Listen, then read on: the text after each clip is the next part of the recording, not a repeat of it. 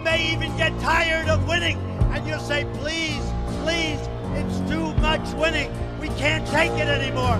Mr. President, it's too much. And I'll say, no, it isn't. We have to keep winning. We have to win more. We're going to win more. Hottest fucking thing a guy can do is make a little noise. Okay, let out a little...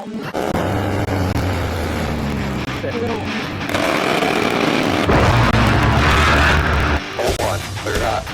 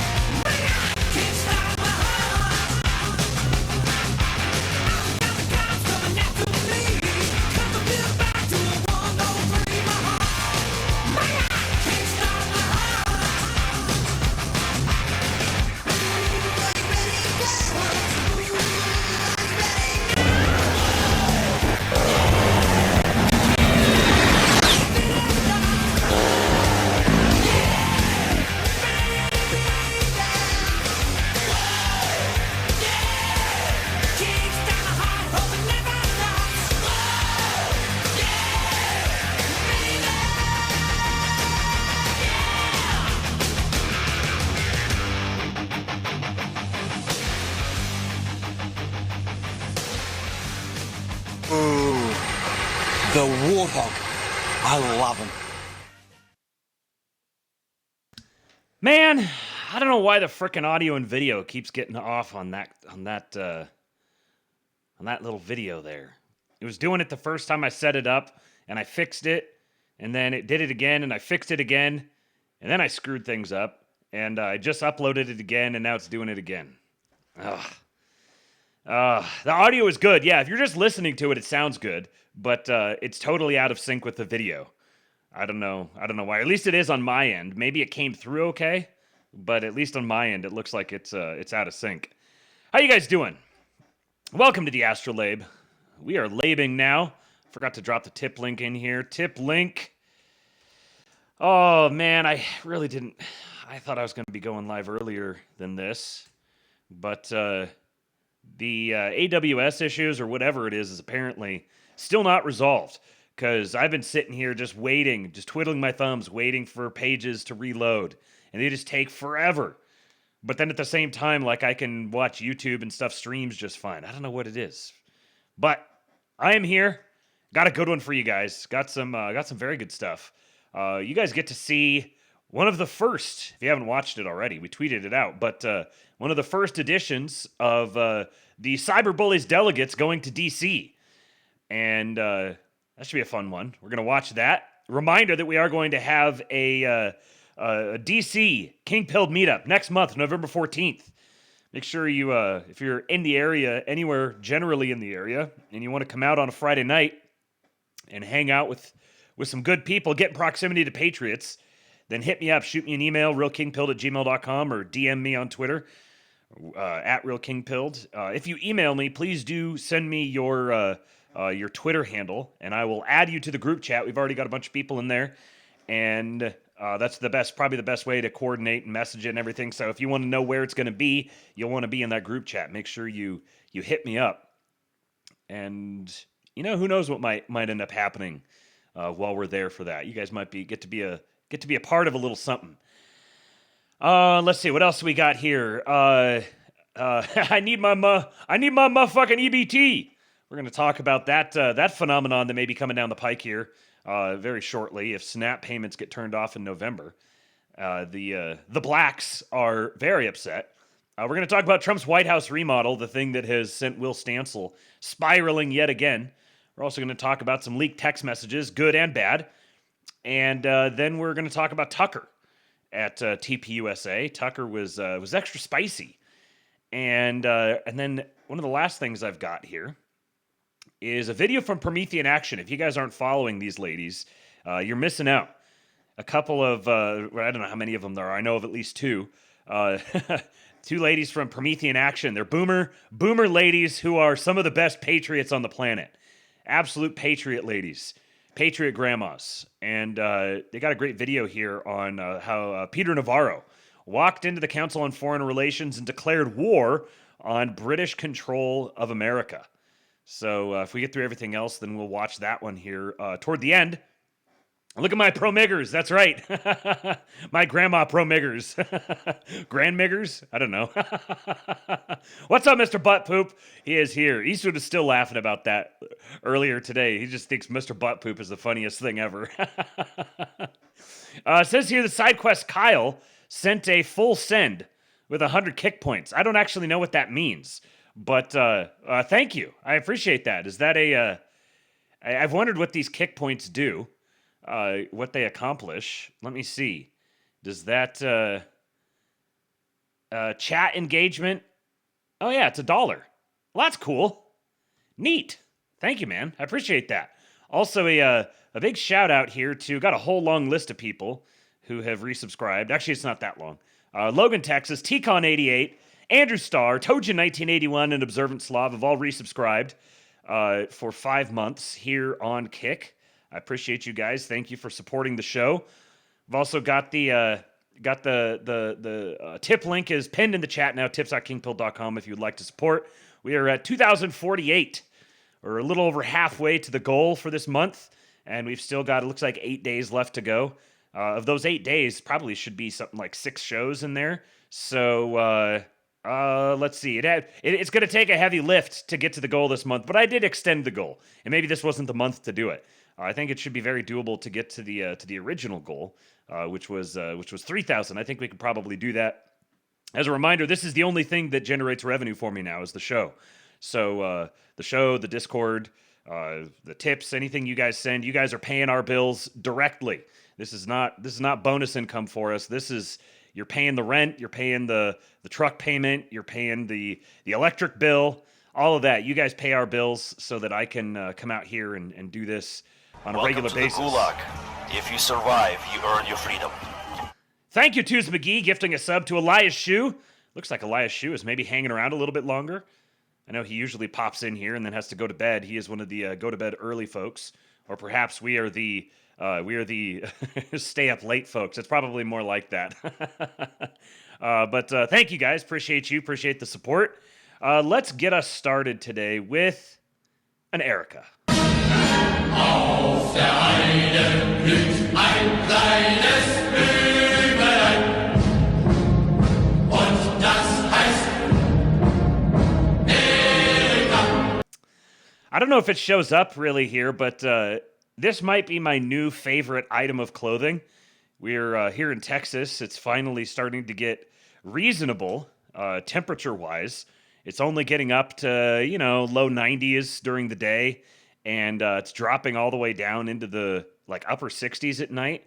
It's downright pleasant, and so I've bust out the sweatshirts, and it's pink. I got myself a pink sweatshirt, fitting the brand. I don't know if it shows up in the does it show up on the screen? Yeah, it kind of does. We're bringing pink back, boys. You guys may have seen with all the branding on the channel and everything. We're bringing back pink.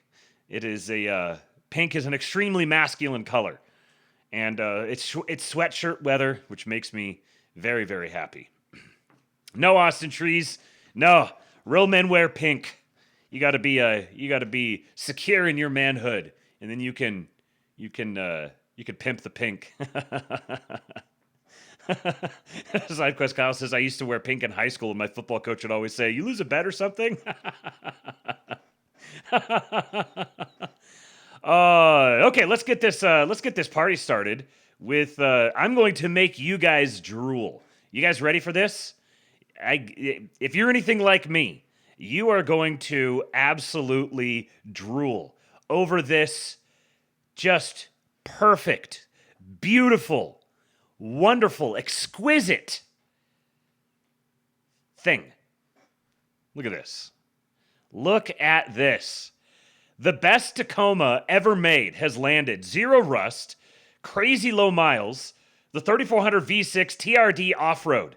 Look at this beauty. Right, here it is, one of those holy grail trucks. 2003 Toyota Tacoma TRD off-road. That is insanely clean. One owner with absurdly low miles. Look at this truck. Crazy, crazy, crazy. Look at that. Look how clean this thing is. Oh my God. And the best part about it, in my opinion, check this out. It's a 5-speed manual. And look at the miles. 21,289 miles on this Tacoma. This is as close to new as you're getting. This is the last of the best. 3,400 V6. An underbody that is crazy clean. I mean, if you're looking to own the GOAT of Tacomas, this is it. Share it with your friend who loves Toyotas. If you want this thing, let me know. We paid for it, and we're going to make you pay for it too, because it's worth it. Let me know what you guys think in the comments below, and thanks for watching. I really wonder how much this thing is worth. That just, I mean, if it's got, my first thought would be that this is like a total rebuild, but 21,000 miles, I wonder how much of this is original. The whole interior looks like it is. This is exquisite. This thing's got to be worth, Austin Tree says 15K. I was thinking 20. I bet you there's someone who would pay 20K for this. You cannot get a truck like this now. And in this condition, the 5-speed, and that V6 engine is bulletproof. I've seen people put 500,000 miles on these. This is incredible. It is just like straight out of a time capsule. I'm sitting here looking at this here, and suddenly, it's 2005. It's beautiful. Yeah, Slosher, I'd pay 20K for that. It's better than the new ones, for sure. 100%. Yeah, Logan says that truck would start a bidding war. Big time. Big time. If enough people got their eyes on it, and, let's see, this tweet here has 500,000 views. This could be, I don't know, it could push 25. That thing is just remarkable. So sexy. Viva Crystal Ray says a 5-speed manual truck would be so much fun to drive. It is. A friend of mine in high school had one of these, or shortly after high school. It was like college. He had one of these. We actually drove from southeastern Washington State, Walla Walla, where I was going to college, to the Chattanooga area in one of them. And the only downside of it was there was a couple of times where we got stuck, and like we were poor college students, couldn't get a hotel or anything. We had to just pull over and sleep on the side of the road. But he's moving down there, so the entire bed of it was packed, and then the whole back seat was completely full, so we couldn't lean back at all, and just sat there. We tried to sleep. This was in the parking lot of Arrowhead Stadium in Kansas City. We just pulled over into the parking lot at like 3:00 in the morning. Both of us were nodding off, and we just sat there. We're like upright, trying to put our feet up on the dash, sort of, and try to twist ourselves around, try to sleep a little bit. Oh, that was terrible. That part of the trip was absolutely awful. But everything else, oh, that was such a great truck. When we stopped in Colorado and we did a little four-wheeling in it. And there's actually pictures.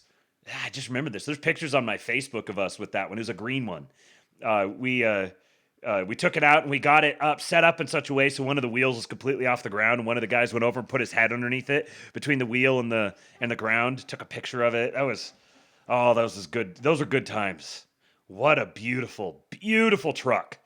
Yeah, I really wonder if we're going to start getting good smaller trucks like this coming back with the cafe standards getting blown out. Will we get these? Will we be able to get quality 5-speed manual pickup trucks? It should be completely feasible to make a truck like this for like 15 grand. Imagine that. Imagine being able to just go pick up a little truck like this for like 12 or 15 grand, and it doesn't need to have all the fancy bells and whistles. You know, like I'm a guy. I like my cushy trucks. We had the 2021 Ram 1500, Laramie, leather seats, big old screen, remote start, and memory seats and ventilated seats. Like I like that. I like that aesthetic. But the really stripped down, just utilitarian 5-speed pickup truck is always going to be in high demand. Oh, it's beautiful. This was funny. Okay, being a cop in Mississippi. This is one of those the European mind cannot comprehend videos. Push him my way. No, push him this way, Shirley. Nick, go in. Nick, go in and you get it. Nick, Shirley, stay where you at. Come here. Listen to me. When he goes in, somebody's got to guard that gate on the other side. He can go straight to it to swap it up. We're done. I'm right up here. A hug a key you. He right here. Right. Push him. Look at that absolute unit. Wait till he goes. Wait. Donnie will push him. Wait till he goes. He's backing in. Well, you know he don't want to get Hit him on his ass. Get behind him and hit him. He behind him. He don't want to go in there.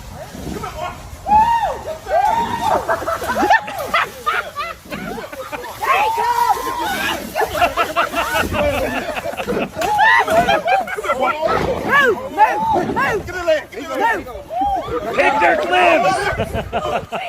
Look at those balls. Good luck with that, buddy.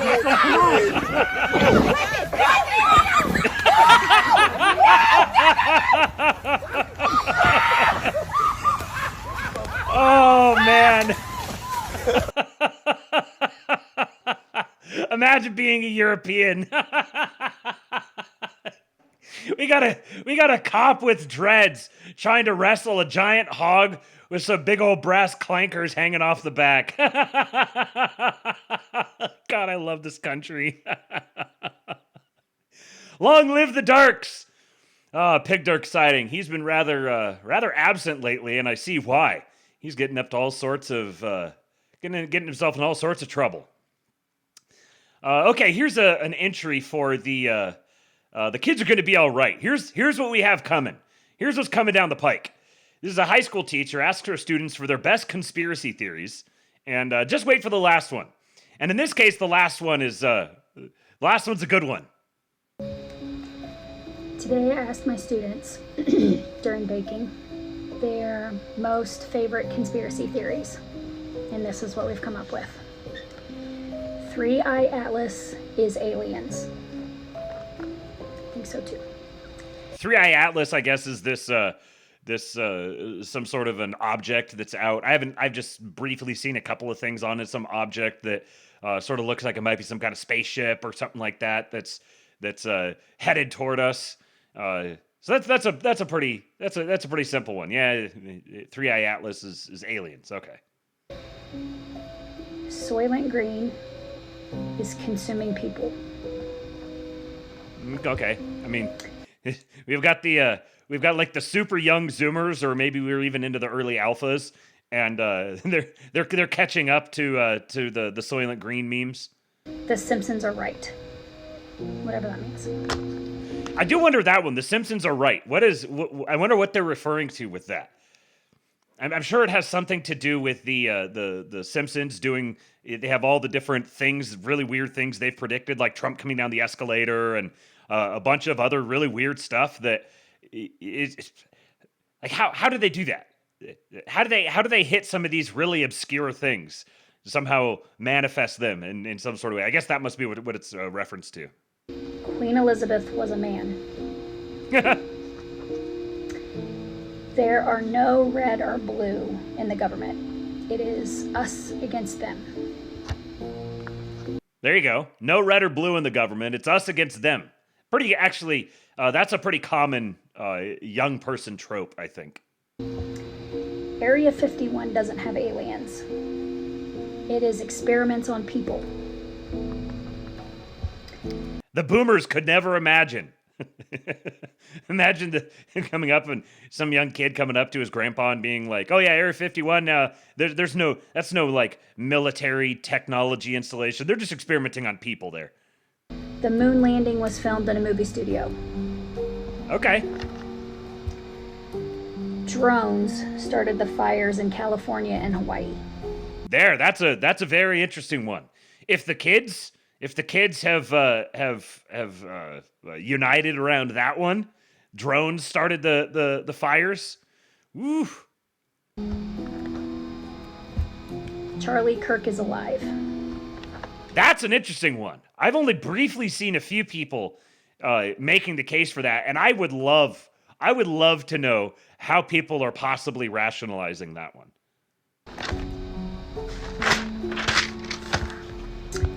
Antarctica is a secret sub-Earth. I don't know what that means. Uh-oh!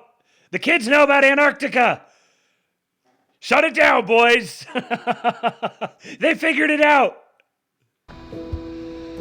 Denver Airport is the headquarters of the Illuminati. They know about Denver Airport, too! The kids are so based! While there has been a government shutdown, there is no chemtrails. So true. We live in the Matrix because he has never seen a Chinese person pumping gas or pregnant. Now that one hung me up for a minute. Have you ever seen a Chinese person who's pregnant or pumping gas? What the fuck, man? It was, we live in the Matrix because this kid says, I've never seen a Chinese person who's pregnant or pumping gas. Huh. I've seen, well, I wonder if Andrew's in the chat here. Do we have is Poppy Libs here? He could confirm at least one of those for us. But holy crap. I don't think that I've ever seen an I'm like racking. I lived in Southern California. There was Chinese people all over. I lived in Washington. Chinese people all over the place. I don't think that I've ever seen a Chinese person pumping gas. I had to stop and think about it, and I was like, okay, I'm going to think about this some more. And I don't think I've seen either one. The kids are ahead of the curve. Wow. All right, speaking of the slants, you get a little bit of them here in this one. The cyberbully has released a video. What's up, Patriots? At long last, EWBSX is hitting the streets. More to come soon. Stand back, stand by, and stay tuned. Tuck in, boys. We got a good one here for you. Remember when I told you that we went to D.C., did a little man on the street? Well, here you go.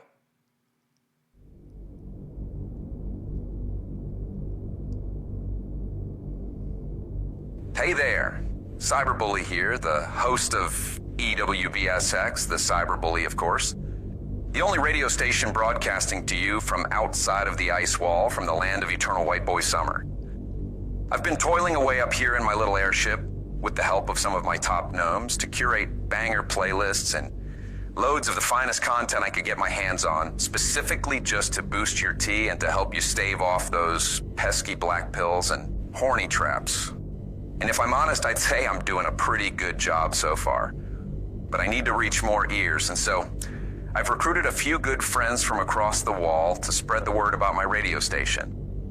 You may be familiar with some of these goons, but in case you're new here, we have Matthew Erickson of King Pilled fame, Mr. Westford of Mr. Westford fame, and of course the two chuckleheads themselves, Call and Just from Cursed World Problems, aka the White Hodge twins.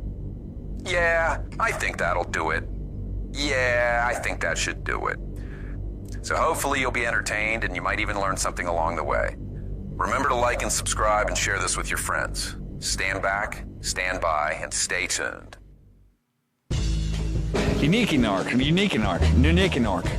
All right, all warmed up? All right, how's the shot? How's my tuck job? Nice. him. And 5, 4. Thank you, sir. 3. Not my shirt, not my problem. All right.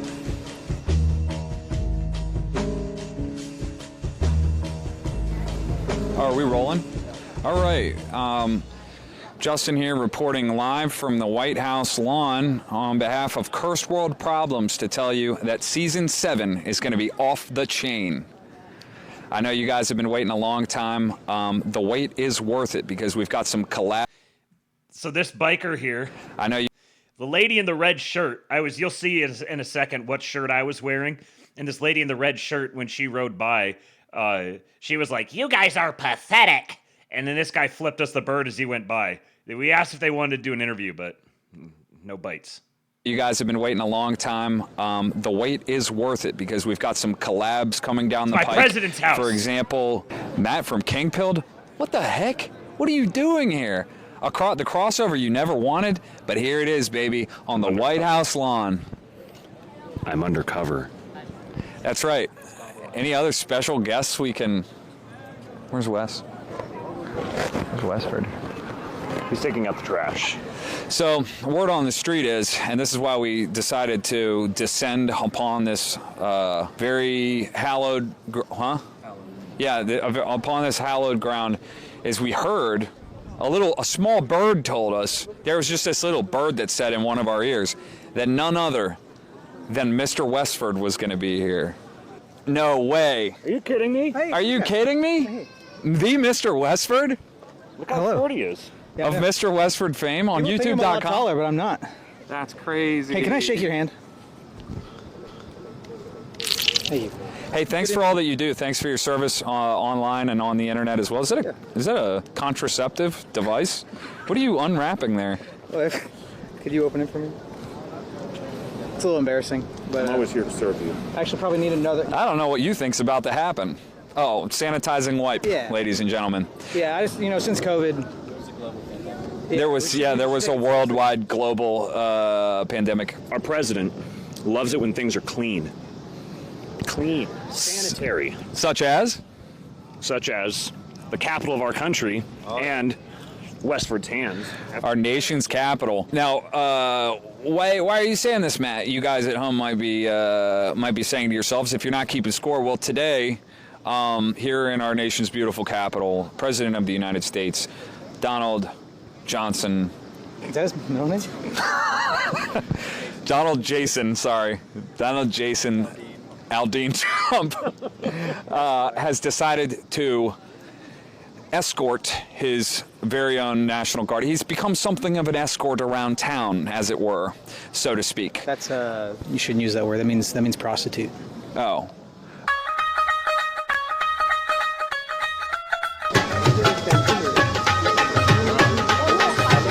So we're doing interviews for a national radio station. Would you be able to answer a few questions? No? Okay.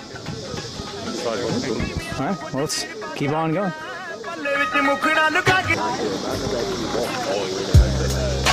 Hey, could we talk for a second? I'm just out here for national radio, EWBSX, and we're just trying to get people's opinion on Trump, good, bad, ugly, whatever. You don't like him? Why? Are you okay if I put that? Why don't you like about him? There's many reasons, man. Okay. But, I don't want to get into all of that. All right, it's up to you. We're just trying to get people's opinion, real opinions. Oh, come on. Nah. We're friendly. I get that. I believe, but hell no, I don't know Trump. Yeah, well, you like all of them? Can I talk to you, sir? It's okay. All right, I'll do it. All right, you'll do it? All right. Come on. Yeah, we just want to get people's opinions.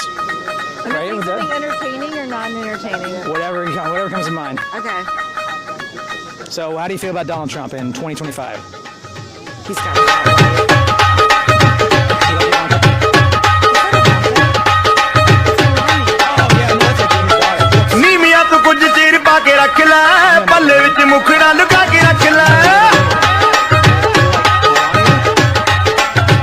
Alright, Justin, Cursed World Problems reporting live from Washington, D.C., our nation's beautiful capital, and we have a very special guest today. His throat's a little hoarse, so he's not going to do a lot of talking, but, ladies and gentlemen, put your hands together for Mr. Nick Rochford of Scuffed Realtor fame.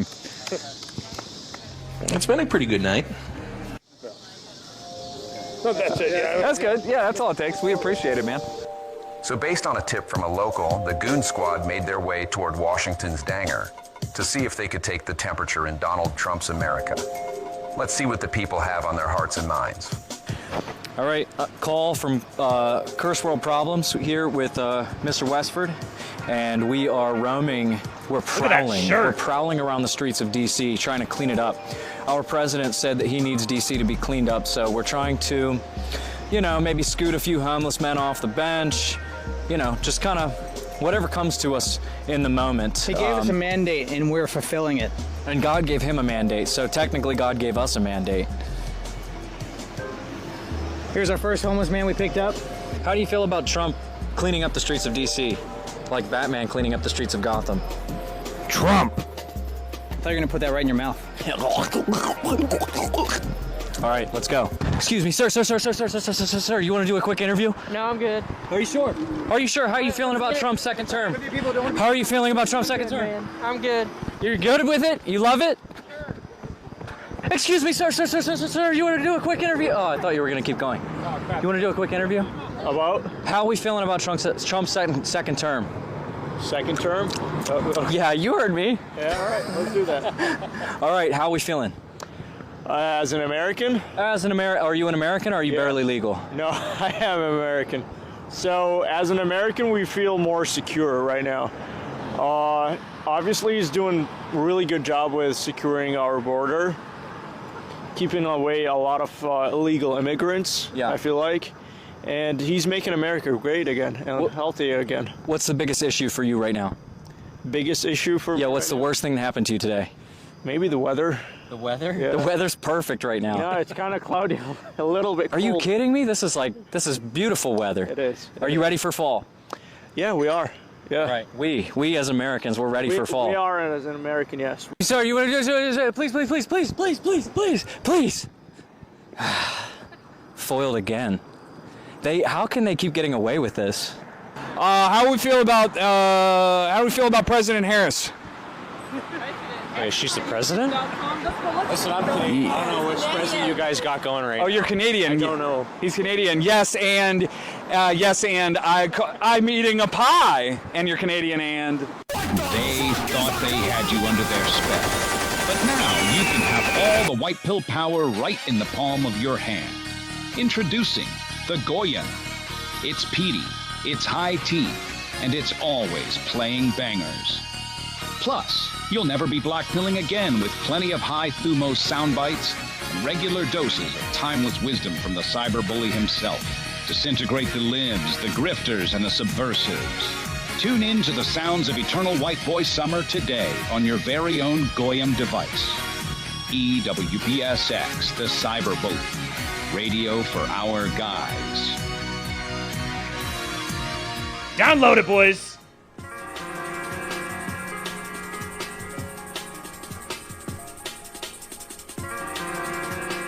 Look at those Patriots. Some paintbrush he's got. Excuse me, miss, would you like to do an interview for YouTube.com?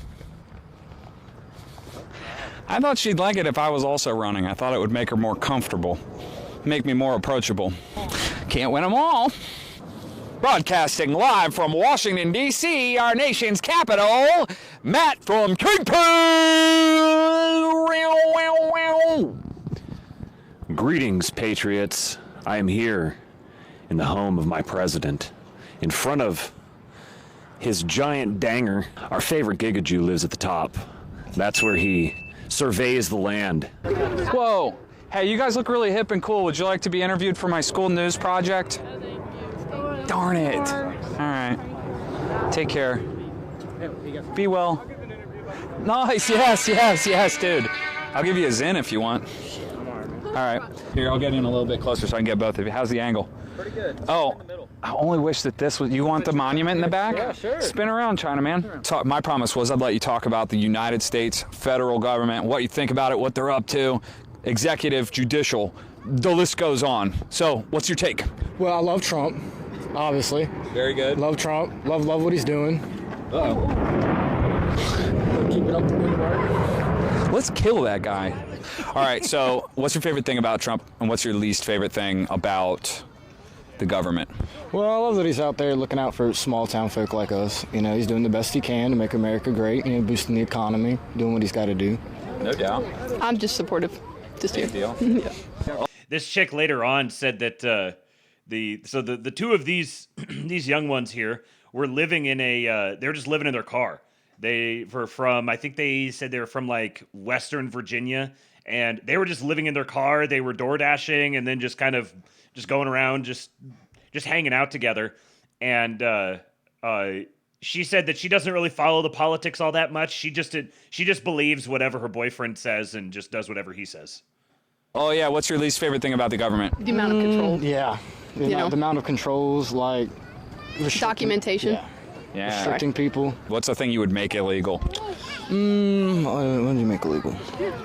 I guess We'll say it on 3. 1, 2, 3.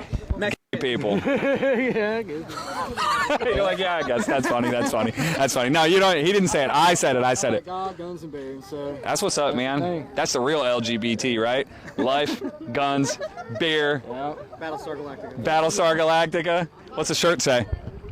Alcohol, tobacco, and firearms should be a convenience store, not a federal agency. Woo! All right. Justin here reporting for Curse World News. This is what we're calling it now. It's sponsored by EWBSX, Eternal White Boy Summer Radio, the Cyberbully. All right, and we have... Braden. Braden? Braden, yep. Braden, nice. Braden, how old are you? I'm 21. And what are you doing here in D.C.? You live here? I do not. I'm from Indiana, near Chicago. Did you come with anyone? Just myself, yeah. All right, sweet. Yep. Lone wolf. That's... Woo! You want to howl at the moon with me? No, I don't. Sorry. All right. I thought I'd check. Are you an alpha? Are you more of an alpha wolf, a beta wolf, or a theta wolf, or a sigma wolf? I have to go with sigma wolf. Oh, hell yeah. Patriot detected. What is your favorite Sigma Patrick Bateman Instagram reel meme? I don't know. I cannot answer that one. Okay, maybe that's all right. Patriot.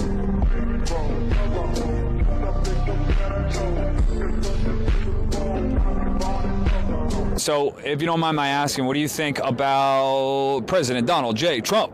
I have a little mixed opinions. I've supported Trump 2016. I couldn't vote. I've supported him in 2020 as well. I couldn't vote either. In 2024, I supported him as well. Was able to vote this time. And so you're batting 1,000 right now, man. Every person you've ever voted for has won the presidential election of the United States of America. That's true. That's Dude, nice. Hell yeah. What's your favorite lift if you just could only do one thing, but it makes your whole body jacked? I would say squats, where work the legs. Yeah. Nice. Wouldn't that be cool? If you could just do your favorite lift only and it made you look like Bane? Yeah, that would be nice. That'd be pretty rad. That would work. What's the thing you're most scared of in life ever? Even if you're 3 years old and you're scared in your bed and you're like, I can't go to sleep or it's going to get me. And it's going to freaking piss me off because it's scaring me so bad right now. I guess more is like an imaginary thing, like maybe not achieving your goals in life. Oh, shoot. You were thinking about that when you were 3? Just at any age, sure. Dude, I think he's going to make it, folks. All right, that's pretty cool. All right, Justin reporting live for Curse World Problems News. We're here in front of the Washington Danger, and we're going to do a little segment called Some light. Catcalling for the Boys. Girl, girl, girl. Whoa, looking big, King. It's for their self-esteem. He's not going to show it, but that lifted his spirits for a good 2 weeks. He did smile. He did smile. And that smile, that smile that just lets you know everything's going to be all right. This is so much fun. Honestly, yeah. Honestly, I'm scared of him. Look, never mind.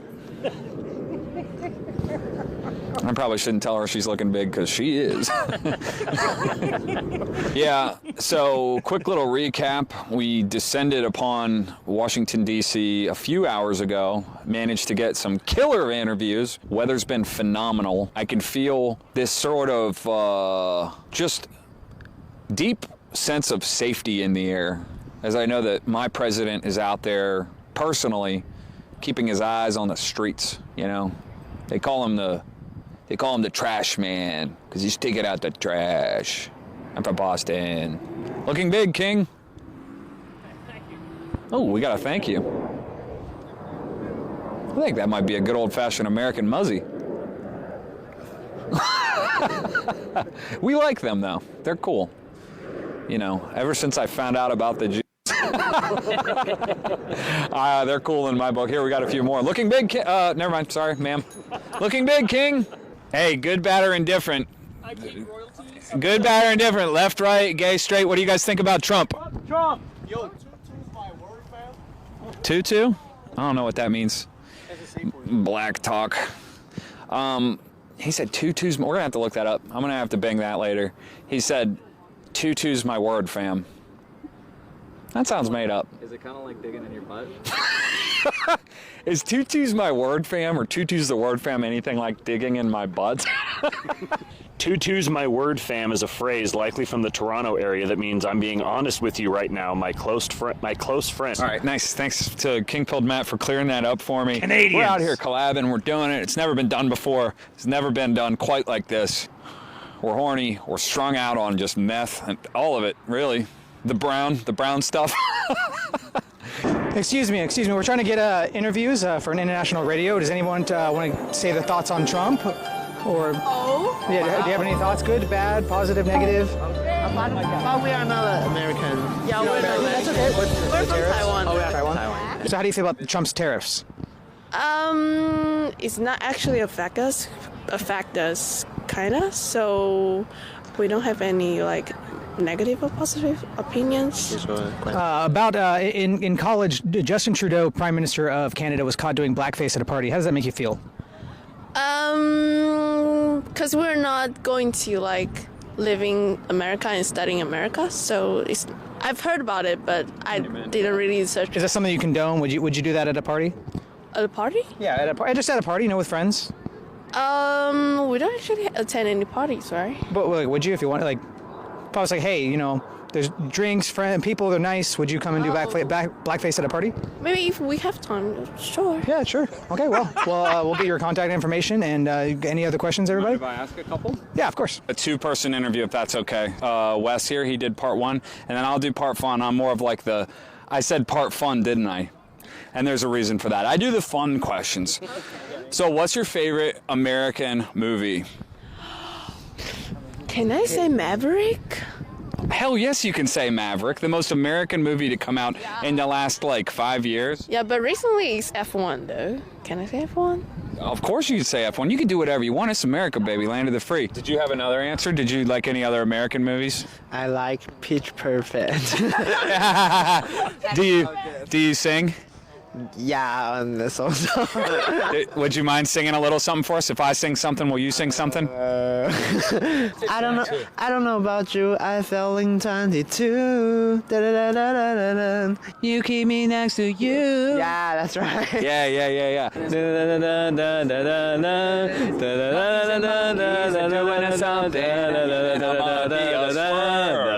Like me, baby. Oh, were you singing it in Chinese or in Taiwanese?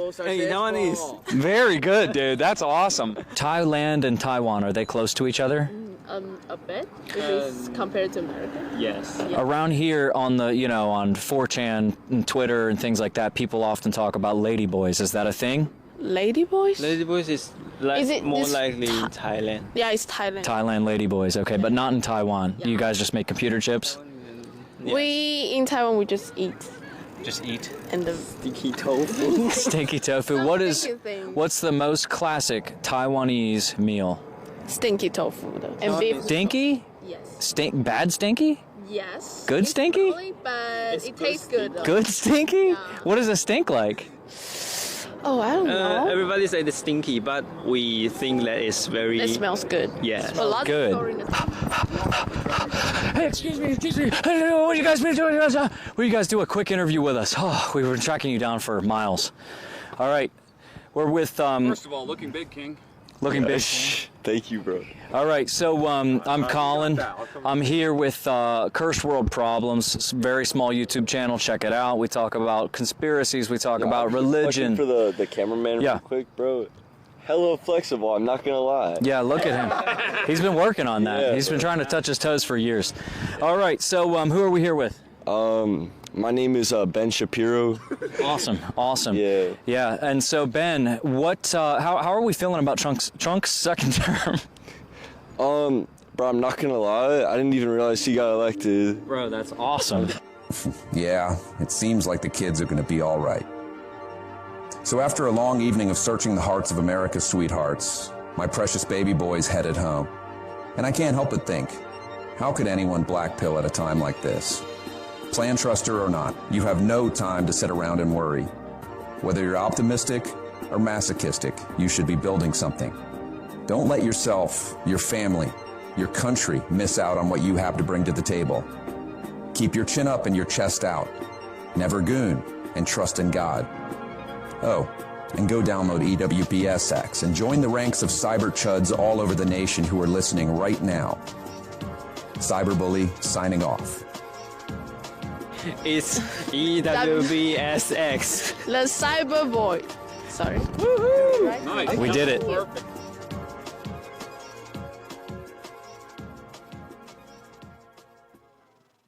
EWBSX, the cyber boy.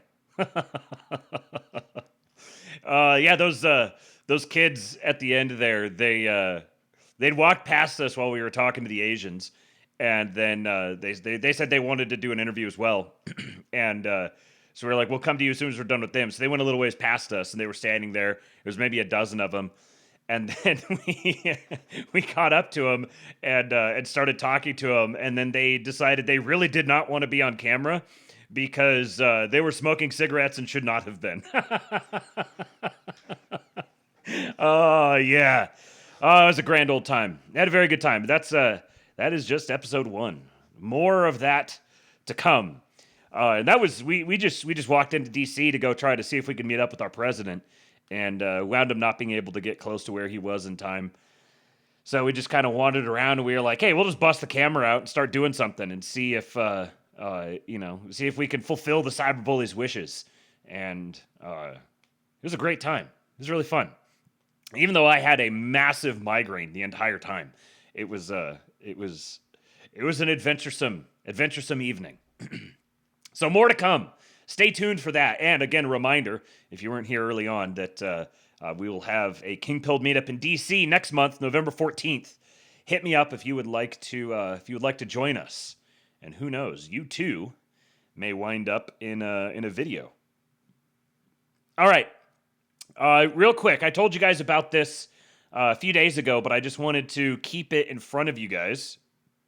If you have not contributed already, Mr. Cooper Brooks, our boy, has a Give Send Go going because his car was totaled, and then some chick on drugs T-boned him, totaled his car.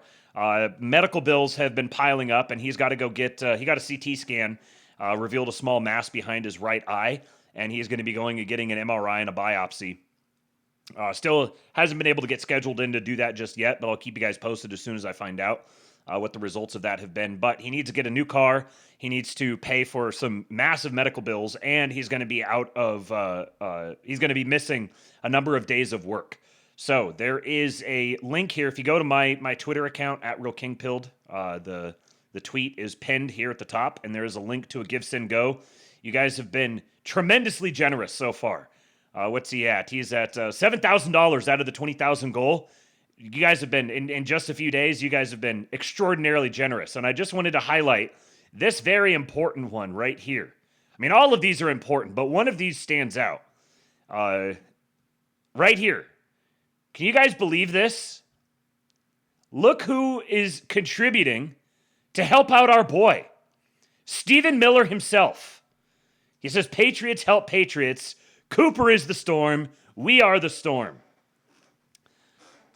Our Giga-Jew is donating to help our boy. The least you guys can do is contribute. Every little bit counts. Shout out to P. Bandersky. You guys are wonderful. Thank you for helping our guy out. And if you have not donated yet, just go throw him a couple bucks. He needs it. He definitely is going to need it because between the blacks and the females and the Jews, a woman hit him. A black guy destroyed the used car market. The Jews own the insurance market. He's hurting. He is hurting, and we got to help out our boys. So go hit up the Gibson. You can either go into the King Pilled Substack and find the link here. It'll say a tweet from me that says calling all patriots, or you can just go to my Twitter account @RealKingPilled and look at the pinned chat. And also, a reminder, yesterday, so I did the lab yesterday and had that extraordinary mega pseudowave. And unfortunately, because of the movie excerpts that were in that, YouTube immediately blocked it, copyright claimed it, blocked it from anybody being able to see it. And I have to go through and I can trim out each segment, and then I have to wait for a few hours for it to process and post, and then it blocks it again, and I go trim out the next segment, and then it posts, and then it blocks it again, and I go trim out the next segment, and then it posts again. So I've been doing that all day. I've gone through and trimmed stuff out like 5 times, I think, today, 4 or 5 times. So just as a reminder, if you guys go to YouTube and there is not an episode there, you can't watch it. Watching on Kick is not the greatest experience. I know that. I've done it. Watching a replay on Kick it's just not designed for that. It's there. You can use it for that, but like it won't remember your place, and it's kind of clunky, and it's a live streaming platform. If you want to watch the recording and it is not up on YouTube for whatever reason, go to Substack. kingpill.substack.com, or just look up King Pilled on Substack. It is always there. It's free. Anybody can watch it. You have to be a subscriber, a paying subscriber, to comment on it. But if that's a way you want to support the show, then appreciate your support. But otherwise, if you just want to watch it, Substack is the most reliable place for it. Okay, let's keep going here. So we've played the pseudowaves, but Mr. Suda, our great propagandist, is not our only propagandist. We've also got Mr. Jeff Accordion. And he sent this one over to me. Hail to the king, baby. LA Law will not be seen this evening because all the lawyers in LA are busy fighting with NBC. The lawyers lost. Have you ever had a dream that you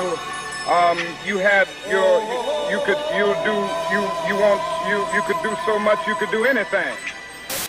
I have a dream that one day Lego sets will be affordable again. That children everywhere, regardless of pocketbooks, can build their dreams.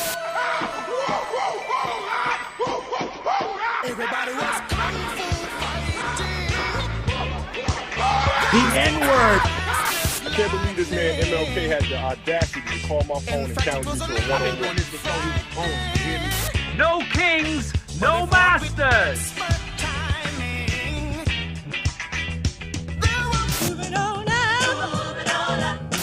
Now the world don't move to the beat of just one drum. What might be right for you may not be right. Dance like no one is watching, sing like no one is listening, love like you've never been hurt, and fuck like a goddamn retard. But they got different strokes it takes, different strokes it takes, different strokes to move the world. I'm built different. What you talking about? What you talking about? What you talking about? Can't catch this. You can't stop this. You won't touch this. You can't move this.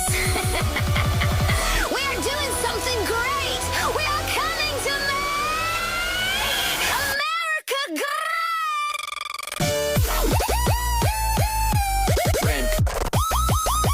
Build different.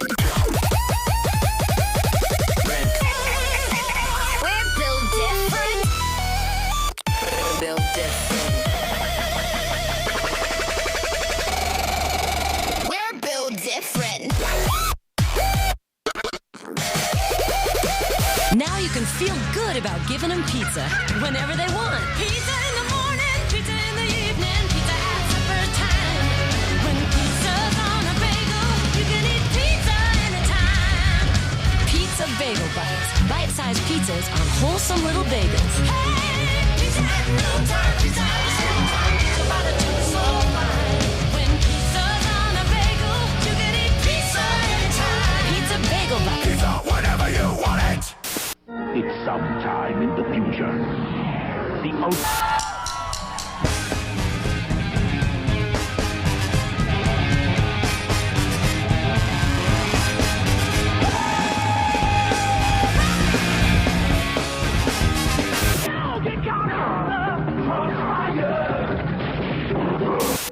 Sure, I could have stayed in the past. Could have even been king. But in my own way, I am king. Hail to the king, baby.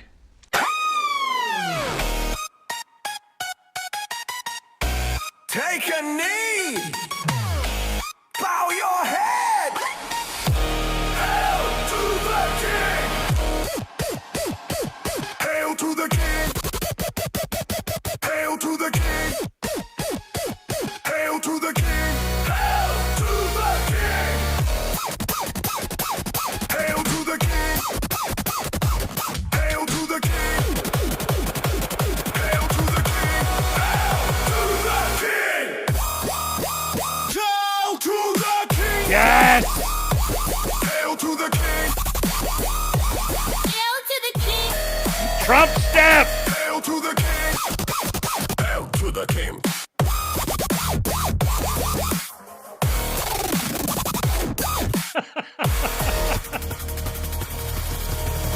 By the way, I'm not a king.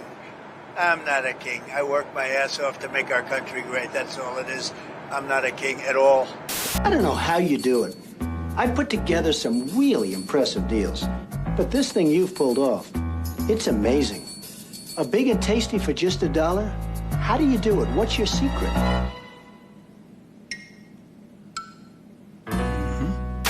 Got a buck? You're in luck, because you can get it to... What is the secret of this enchanted book? What wonders are hidden within its pages? What magical spell does it cast on all who read it? What is the secret of the never-ending story? But that's impossible!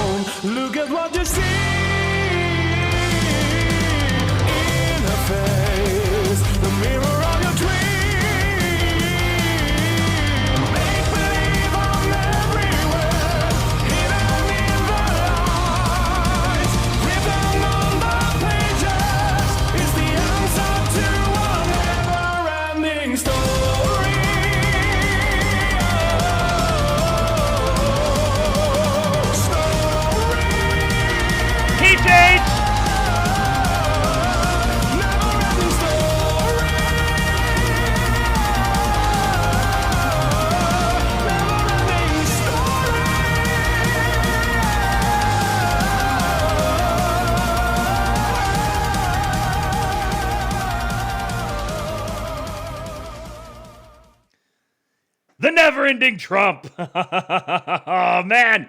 Boys, do you realize how blessed we are to have such epic propagandists? Shout out to Mr. Jeff Accordion. You can follow him on Twitter, at Jeff Accordion. What a banger. Thank you, my friend.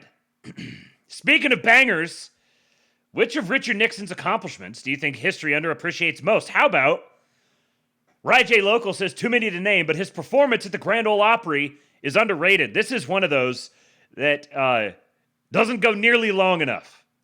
I remember. God bless America. Yes, I remember. And I thought possibly we'd try that. Oh, dude, that'd be great. God bless America.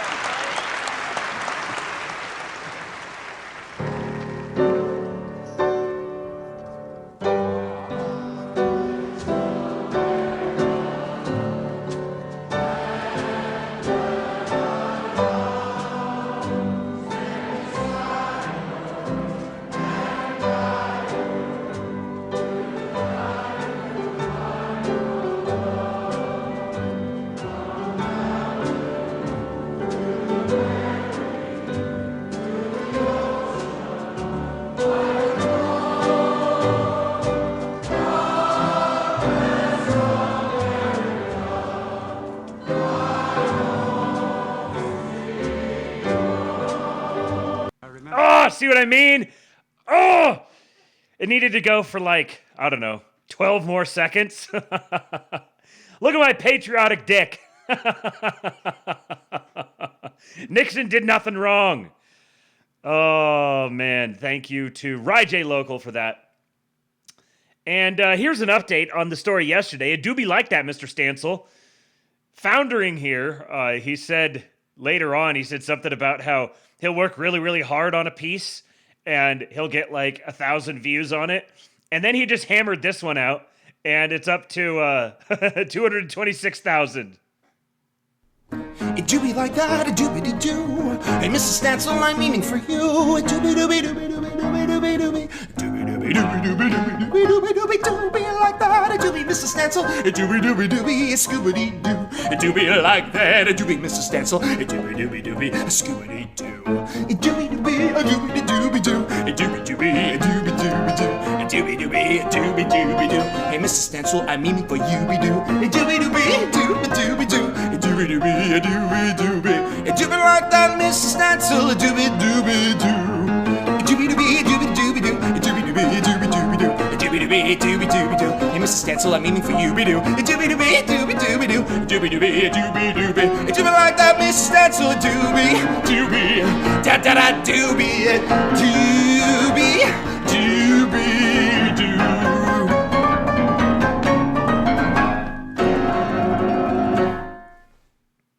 It do be like that, Mr. Stansel. This must be one of those notorious neo-Nazis that I've heard about, following poor Will Stansel around the internet.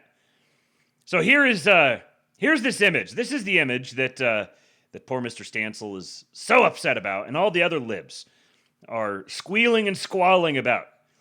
Now, I saw Neera Tanden said that this image here may win them the midterms. They think, oh, we'll just show this around to all the people, and they'll say, oh, Trump destroyed the White House. Soliana says the East Wing of the White House is less than 85 years old, was built as a disguise for a bomb bunker, and required the demolition of Edith Roosevelt's impressive colonial garden. All of the outrage is performative, but more than that, libs don't actually know history. So look at this. This is what all of this hullabaloo is about. Here is the White House. Here is Lafayette, Lafayette Garden? Lafayette Circle? Lafayette Center? Lafayette something or other. Right across the way, right over here was where that video of us in front of the White House was recorded right over here. Here is the part of the East Wing that is being demolished. Here's the whole White House. Here is the part that's being demolished, right over here in the red rectangle. And here's some history about the White House. Teddy Roosevelt built the West Wing. Taft made the executive office oval. FDR added the entire East Wing and included an indoor pool for himself.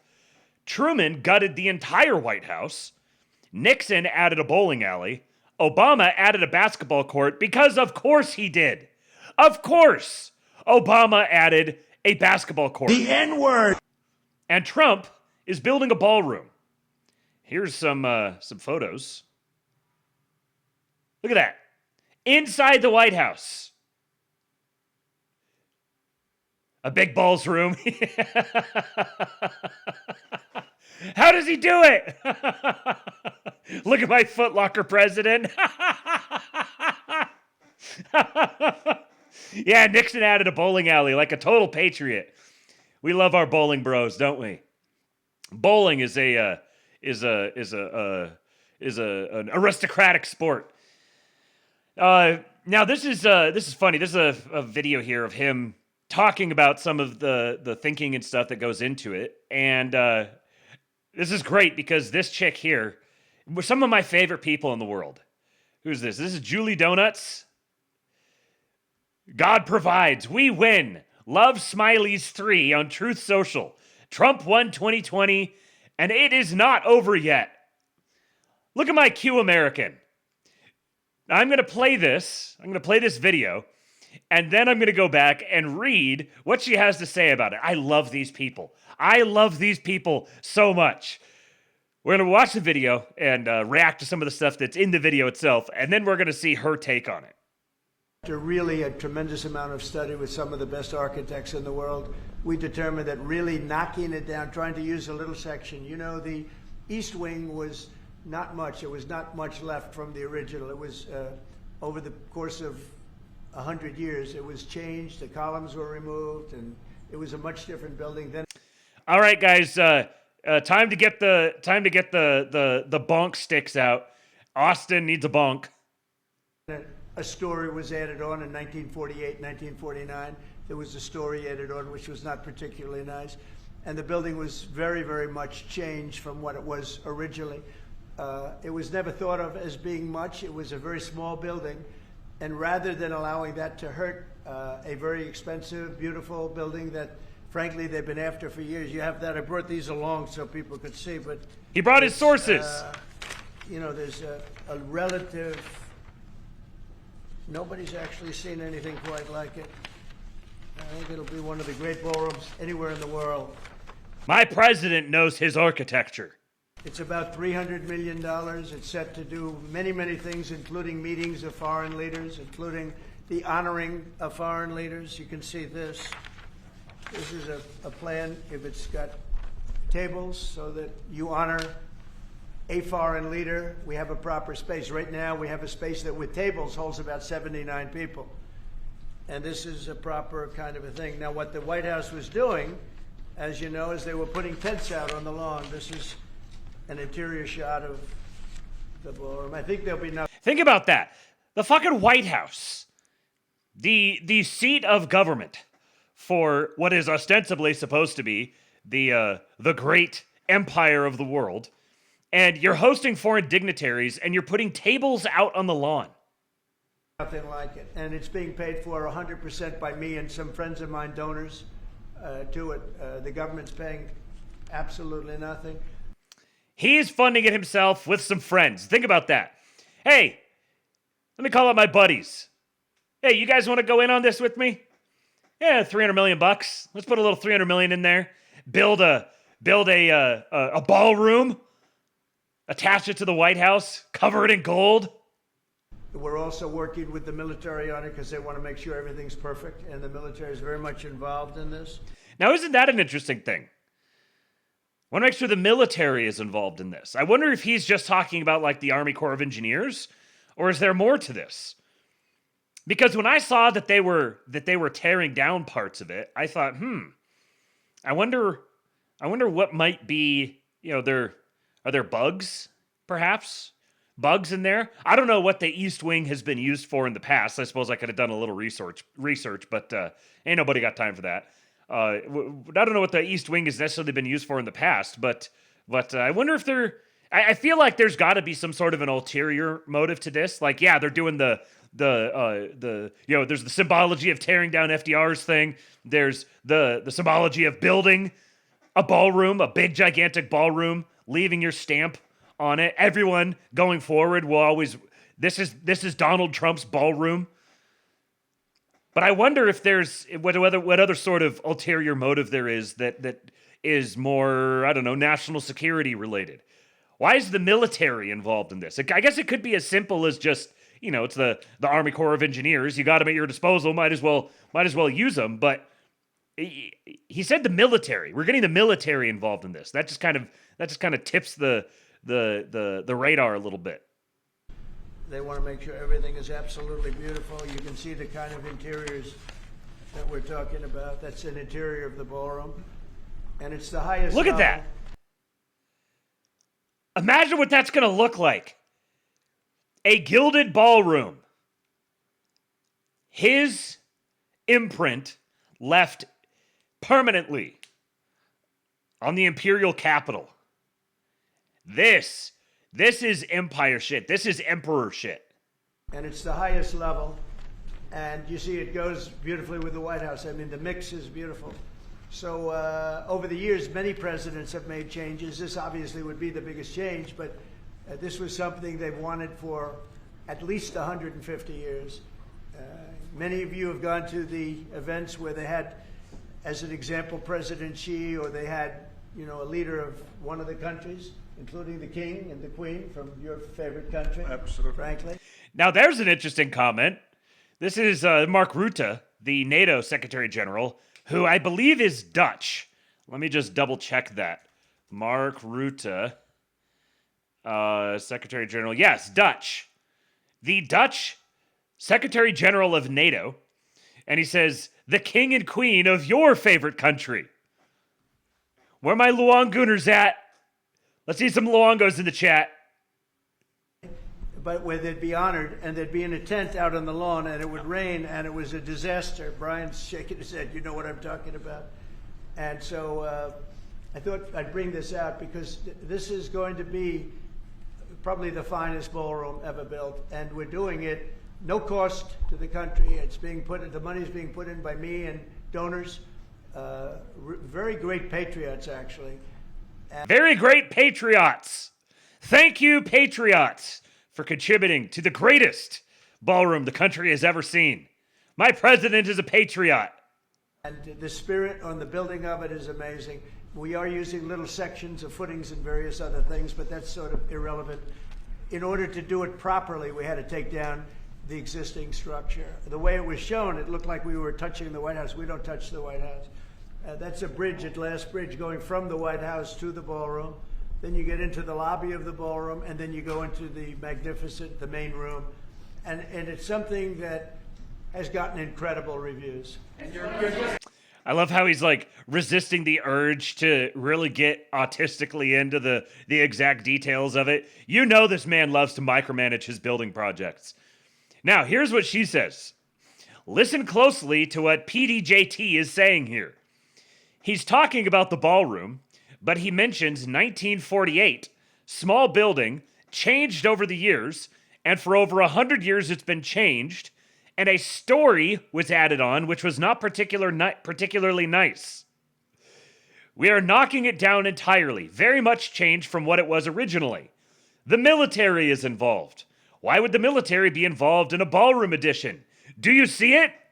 Sounds to me like he's talking about Israel. Political Israel. Do you see why I love these people so much? Isn't this incredible? 1948, small building, changed over the years, and for over 100 years it's been changed, and a story was added on, which was not particularly nice. This is going straight into the headcanon. This is just inserted immediately. You're never going to remove it. He was totally double speaking here. He's talking about the ballroom, but he's actually talking about Israel. The story was added on that's not particularly nice. And we're going to demolish that story completely. And we're going to make it big and beautiful. The most beautiful one that you've ever seen.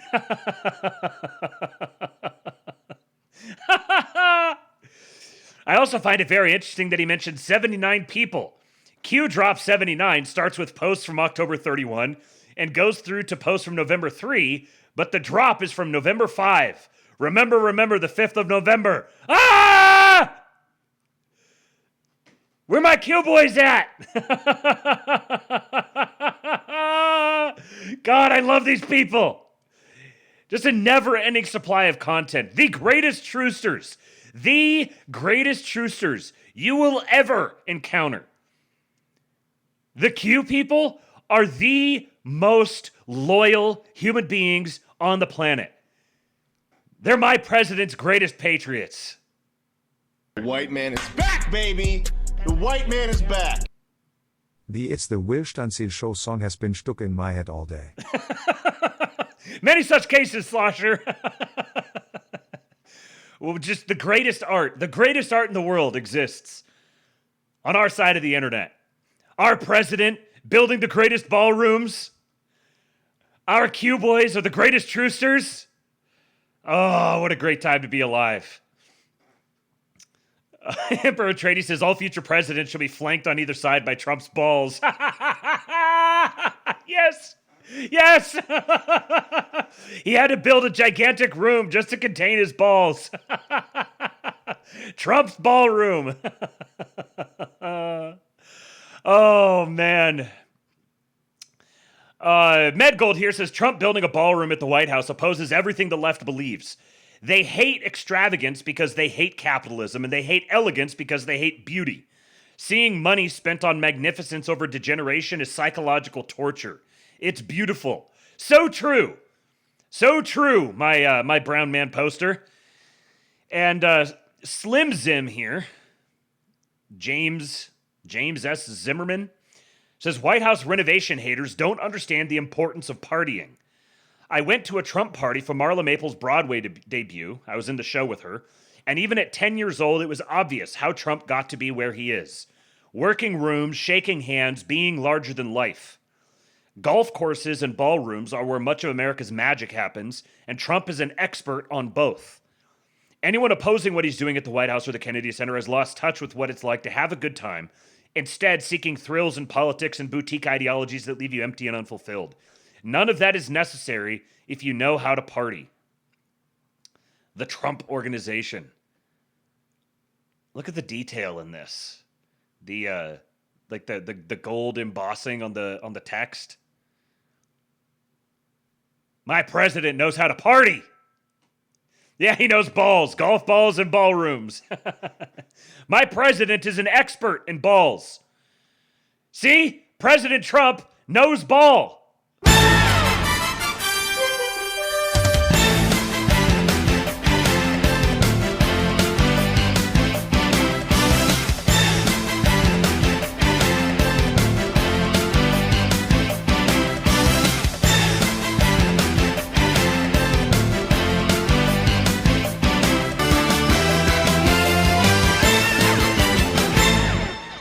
Oh man, that music just gives me so much nostalgia.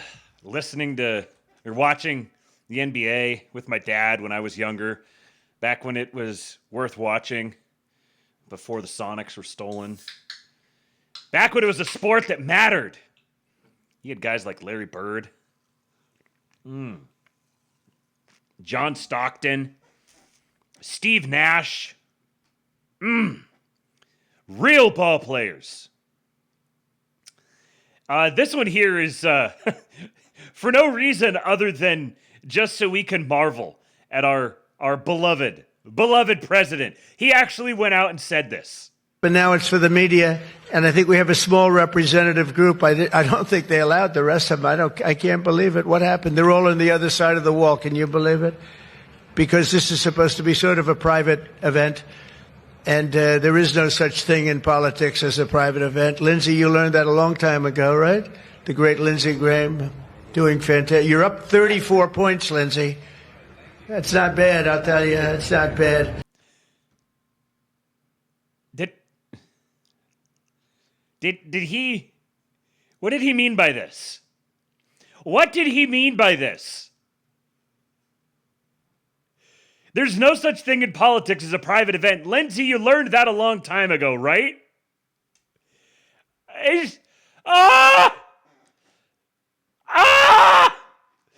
Everybody who chimps out about Donald Trump and his endorsement of Lindsey Graham, you just don't get it. He is constantly tormenting the man. Everybody there knows exactly what he's referring to. He's struggle sessioning him. He's calling him a faggot in public. And following it up by saying, yeah, you're doing real great, aren't you? Yeah, because I keep endorsing you, right? Yeah, I own you.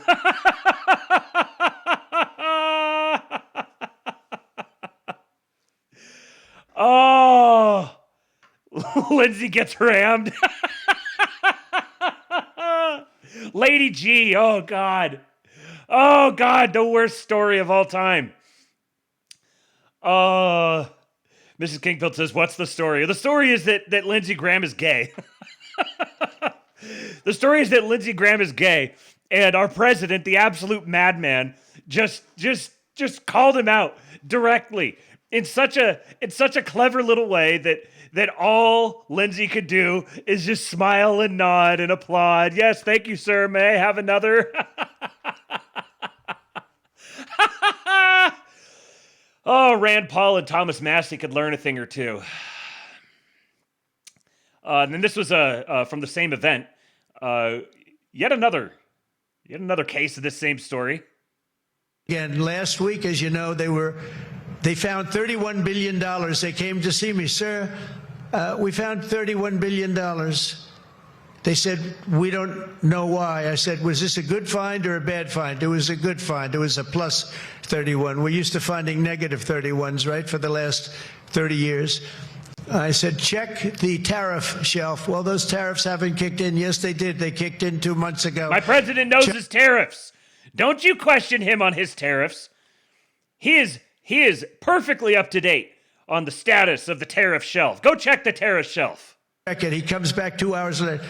Sir, you were right. Sir. We have an additional $31 billion, billion, not million, Lindsay, billion, that we just found from tariffs. They kicked in earlier than we thought. You were right. We're a wealthy nation again, and we're a nation that can be secure again. We're a wealthy nation again. I love the little shot at Lindsay there. Donald Tariff Trump. Oh, I'll mention that again here in just a few minutes. But here's another one. Deportation numbers hitting record highs. This is from Fox News. Deportation numbers hitting record highs since President Trump's return to office. What's His administration booting more than 515,000 illegal migrants so far. 1.6 million illegals have left the country on their own, with immigration agents arresting 485,000. DHS saying that Trump is set to shatter the U.S. deportation record by the end of 2025. Trump is set to shatter the U.S. deportation record by the end of 2025. I was told that we weren't getting any deportations. I was told this wasn't happening. I was told that we got suckered. And here I am, getting what I voted for again. As Seth Levy says here, keep in mind, Trump only received the funding to expand his deportation efforts when the big, beautiful bill passed in July. Let's do a little counting here for the slow boys. July, August, September, October. 3 months.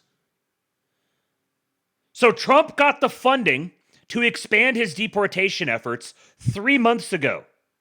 And they are already on pace to shatter the U.S. deportation record by the end of 2025. Where's the Panicans at? Hello? Oh, man. The stream drop? It says it's connected again. We're back. Yes, we're back. Okay, good.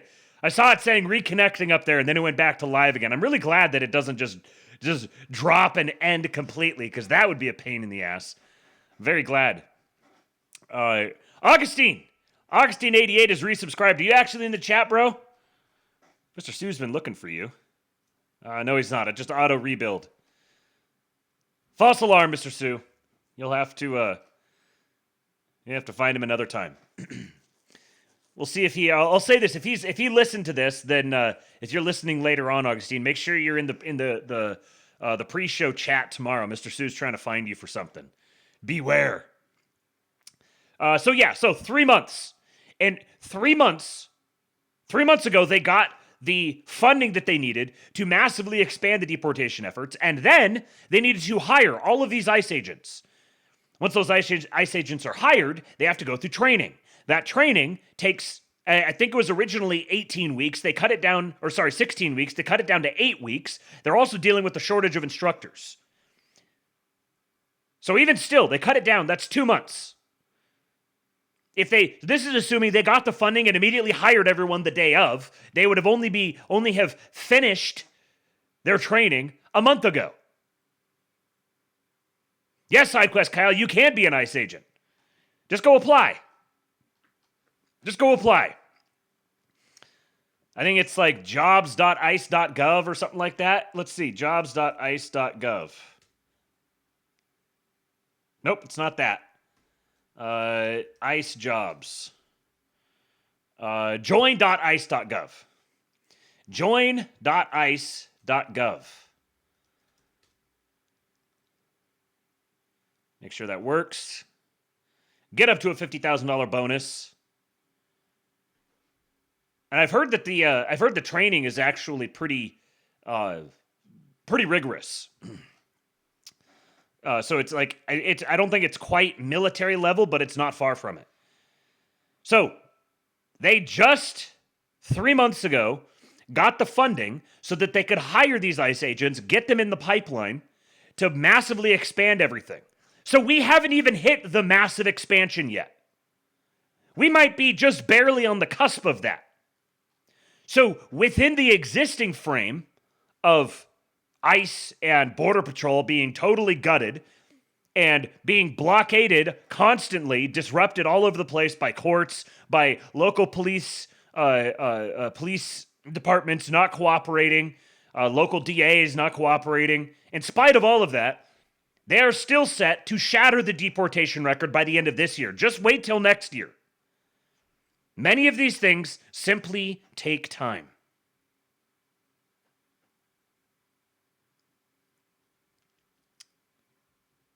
Relatedly, here it is, conspiracy no more.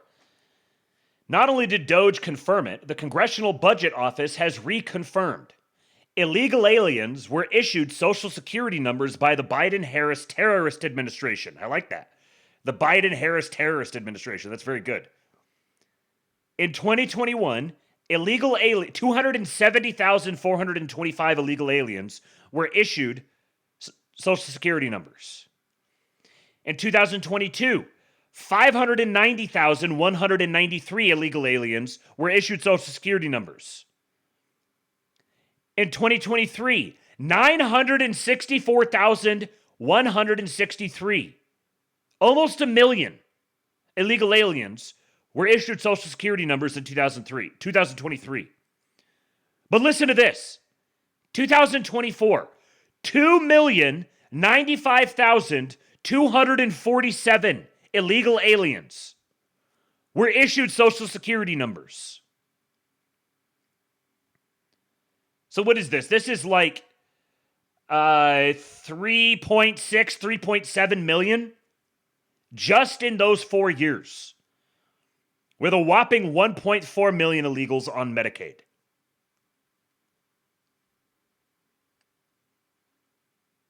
People gonna need to hang for this.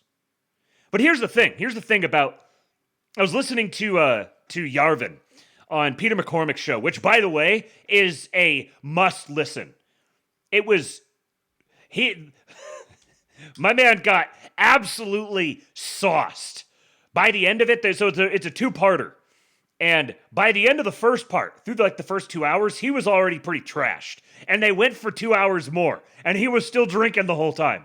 He was absolutely loopy by the end of it. It was one of the most unique conversations that he's ever had.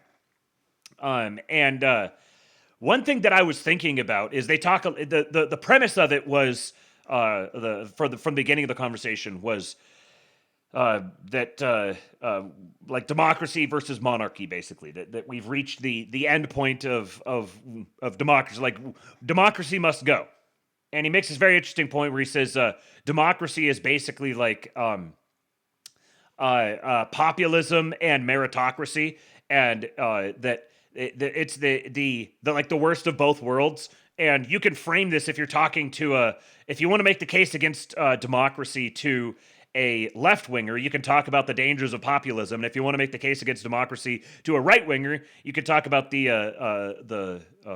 meritocracy and the the priest class, the scientific priest class. But it was Yarvin on Peter McCormick's show. And I was listening to it on 2X, and he was just completely sloshed. It's a very, very entertaining listen. They covered a lot of ground that I haven't really heard him cover on in other interviews.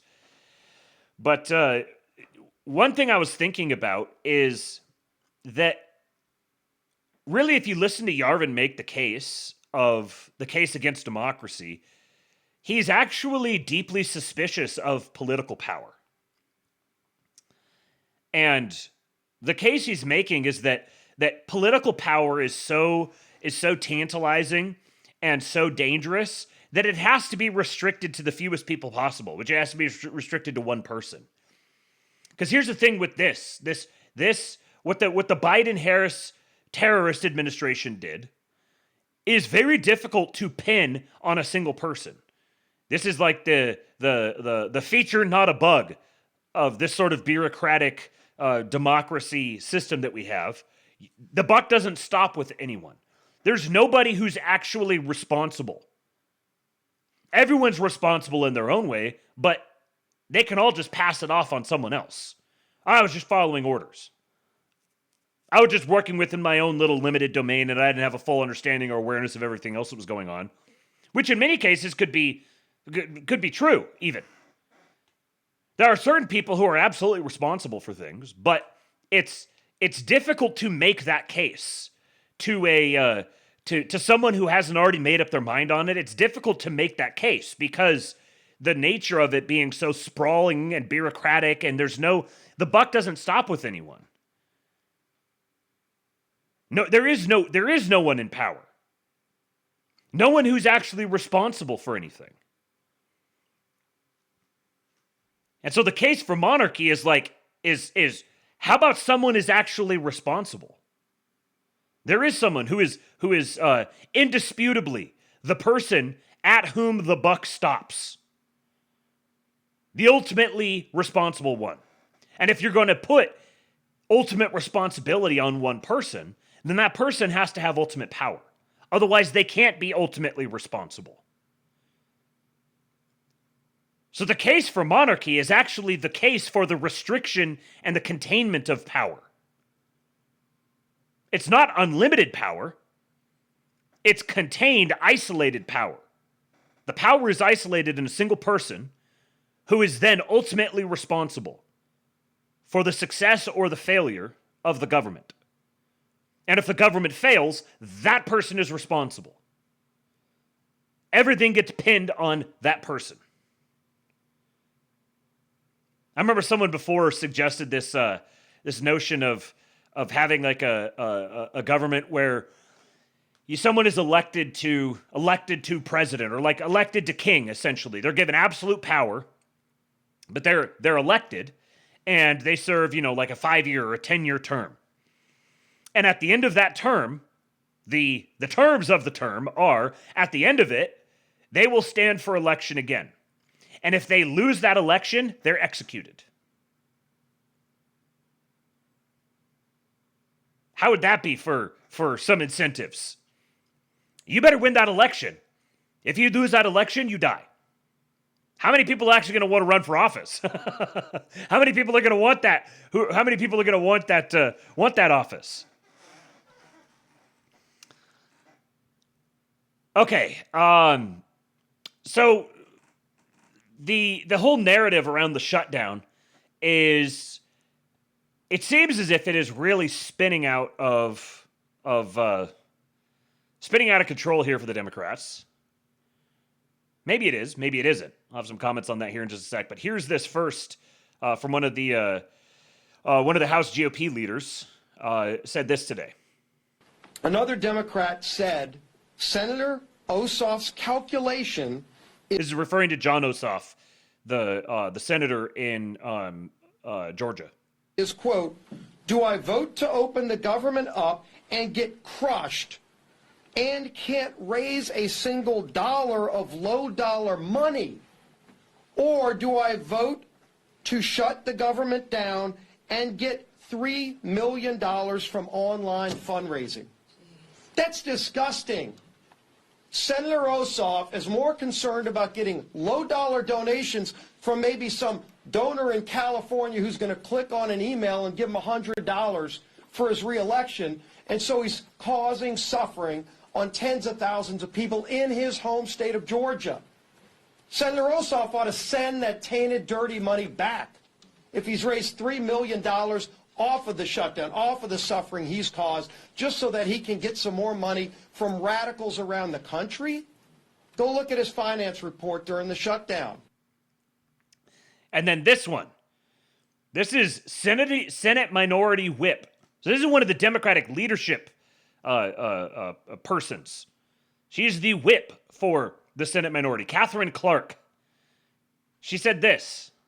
I mean, shutdowns are terrible. And of course, there will be, families that are going to suffer. We take that responsibility very seriously. But it is one of the few leveraged times we have. That is a soundbite. Shutdowns are terrible. And of course, there will be families that are going to suffer. And we take that very seriously, but this is one of the few leverage times that we have. Now, I saw some, and I wish I could remember who it was. It was when I first woke up and I was thumbing through and saw a tweet and then wasn't able to save it. But someone speculated that this is potentially them creating an off-ramp for themselves. That she goes out, she says this thing that's super scandalous, and they use the backlash from that as the reason for them deciding to end the shutdown. So they're not caving to the Republicans. They're caving and they're distancing themselves from her. Interesting theory. Either way, it seems very clear to me that the Democrats think that this is they're obviously intentionally creating the shutdown. They want the shutdown because they think it's going to work for them. And thus far, from a narrative perspective, despite having the entire media obviously carrying water for the Democrats, the Republicans have been handling this pretty well. Again, from a narrative perspective. And there's this really interesting tension where they have to both sell that here's all the bad things that are happening because of the shutdown, but also we want the shutdown to keep going so that we could fire as many of these people as we possibly can because of it. And thus far, they've been able to manage this. What are we, the 22nd now? So we need like 9 more days before we get to that 30 days of shutdown where many of those furloughs become reductions in force. And as long as the director of OPM, Office Personnel Management, and the director of OMB, Russ Vogt, the Office of Management and Budget, as long as OPM signs off on it, OMB can convert all of those furloughed employees to reductions in force and fire them all. They don't have to wait 60 days. They're fired. They owe them, I believe, the back pay for those 30 days. I think that's true. Maybe either way, it's like, who gives a shit? Give them pay for the next year. Hell, give them pay for the next 5 years. Any of those things are perfectly acceptable. Just to fire them. Get them out of there. Pay them whatever major severance package you need to pay them.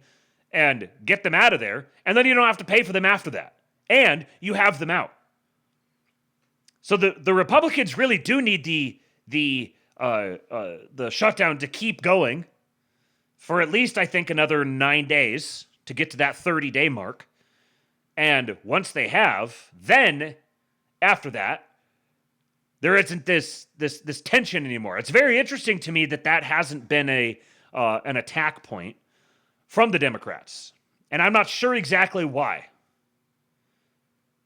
Riff them a new one. That's right, Forever Book. Riff them a new one. Yeah, Ozarker Pleb says, I still don't completely understand what the Democrats think they're getting with this shutdown. Well, I have something on that here in just a moment. But first of all... The white man is back, baby! The white man is back! I distinctly remember thinking nobody is in charge as I drove around New York City during the holidays in 2001. Yeah, willing always. That was as I drove around New York City during the holidays in 2001. Yeah, no one's in charge. This is as we're the idea of a monarch is being memed and manifested more and more. What that really is going to look like is let's actually have someone who's in charge. No one passing the buck anymore. No, we want someone who's in charge. We want a Bukele. We want the guy that everybody knows is the HNIC. Everyone knows he's the boss. He's the one. Everything rises and falls on him. Now this woman, Senate Minority Whip Clark, Catherine Clark, you guys may remember her name. You may remember hearing her name within the last couple of weeks here on the show. Because as soon as I heard this, I was like, where do I know that name from? Senate Minority Whip Catherine Clark. Ah, that's right. This is the transgender son of Democrat House Whip Catherine Clark, recently arrested during a violent raid of international terrorist organization Antifa. So this woman who said this, that they're trying to use the pain of Americans as leverage to get these Democrat pet projects funded, this woman here, the Senate Minority Whip, Catherine Clark, her child is a transgender Antifa member who was just recently arrested.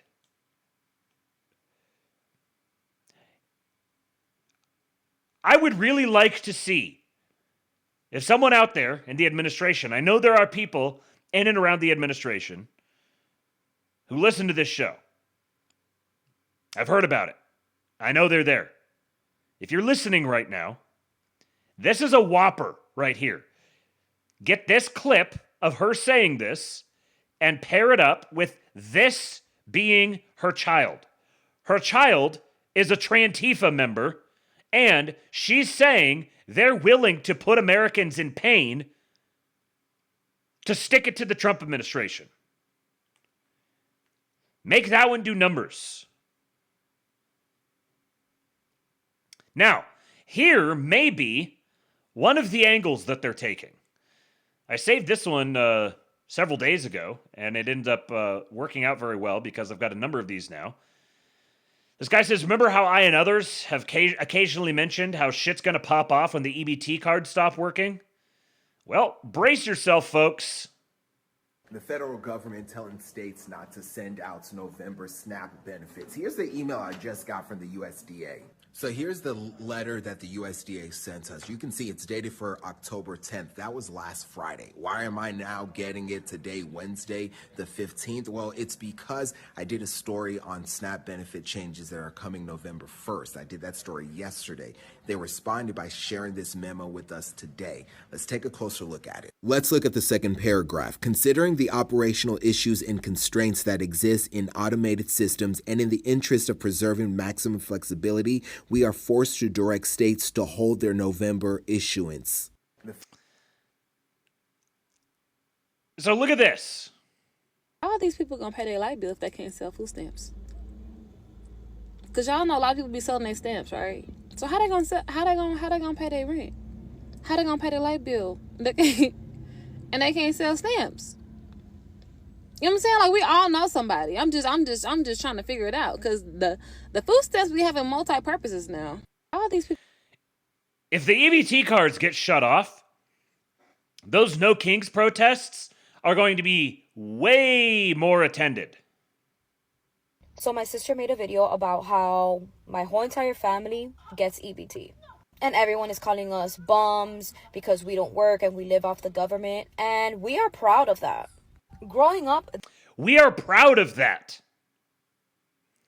We are proud that we're ripping off the government. This is what we were taught. We were taught to not have to work.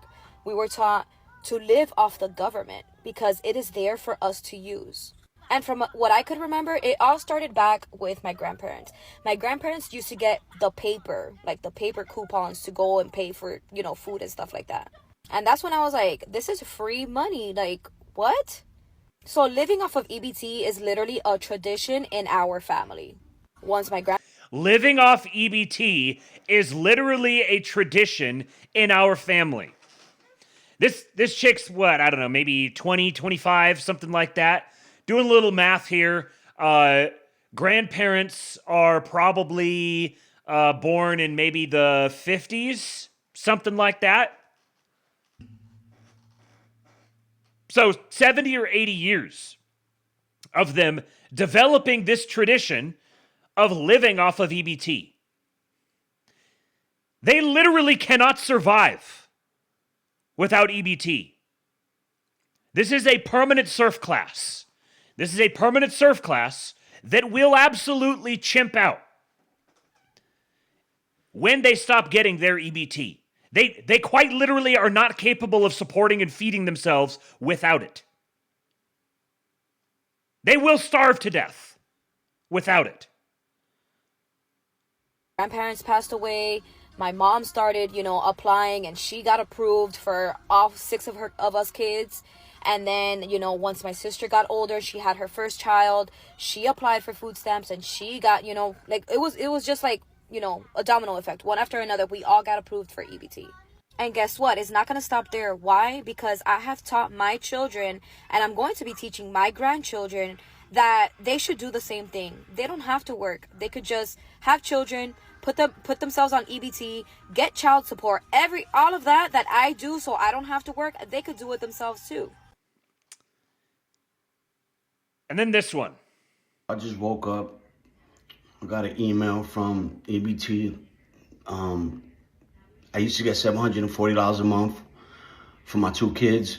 And we not getting EBT no more. They took the EBT.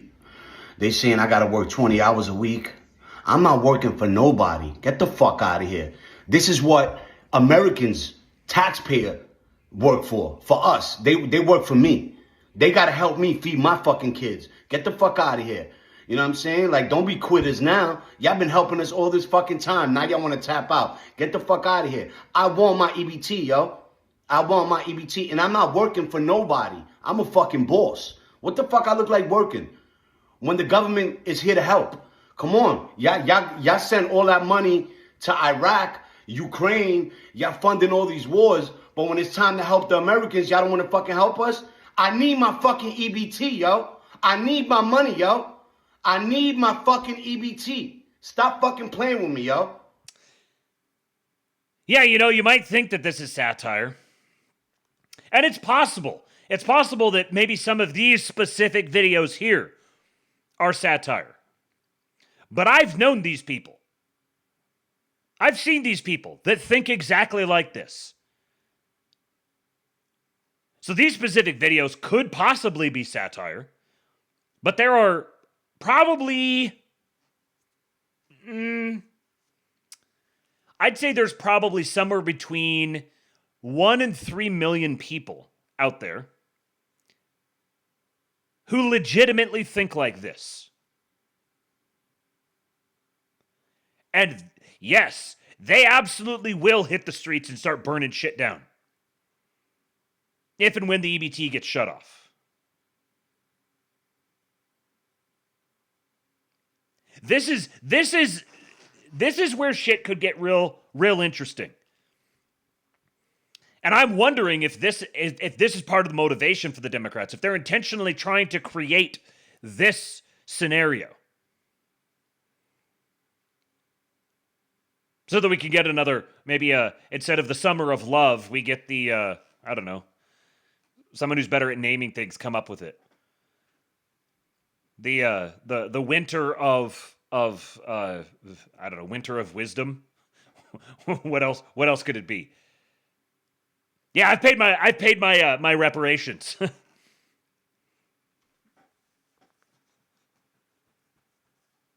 This is a legitimate political problem that has to be resolved. It has to be resolved very quickly. Winter of welfare. Yeah, there you go. We're going to get a winter of welfare. Now, Spud Ruckus. They're going to chimp the fuck out until Trump opens the government back up with Medicare for illegals. That's the plan. I think that's probably the plan. That very well may be the plan. This is exactly how they would think. This is the Democrat Party. The Democrat Party is the party of crime and terrorism and violence against Americans. That is what the Democrat Party exists for.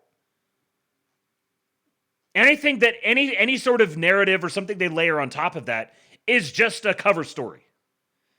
They literally just exist for the sake of crime and terrorism. Now, there's a very interesting way that this thing could get nipped in the bud.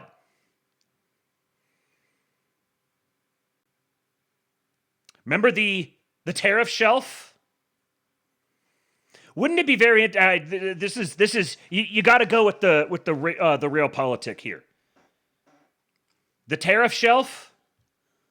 If the EBT gets shut off, and yet at the same time, it's announced that there's going to be some sort of a Trump check. You remember all the videos coming up to 2024, where they're like, I don't know this guy Biden, but I got a check from my nigga Trump. I'm voting Trump because I got that check from him. That would be a very interesting political counter to this. And I know that the natural instinct is no, don't give them anything, just cut them off. But that's not realistic. We do not have the social fabric or the infrastructure or the political stability necessary to manage an underclass of several millions who are chimping out because they're not getting their gibs.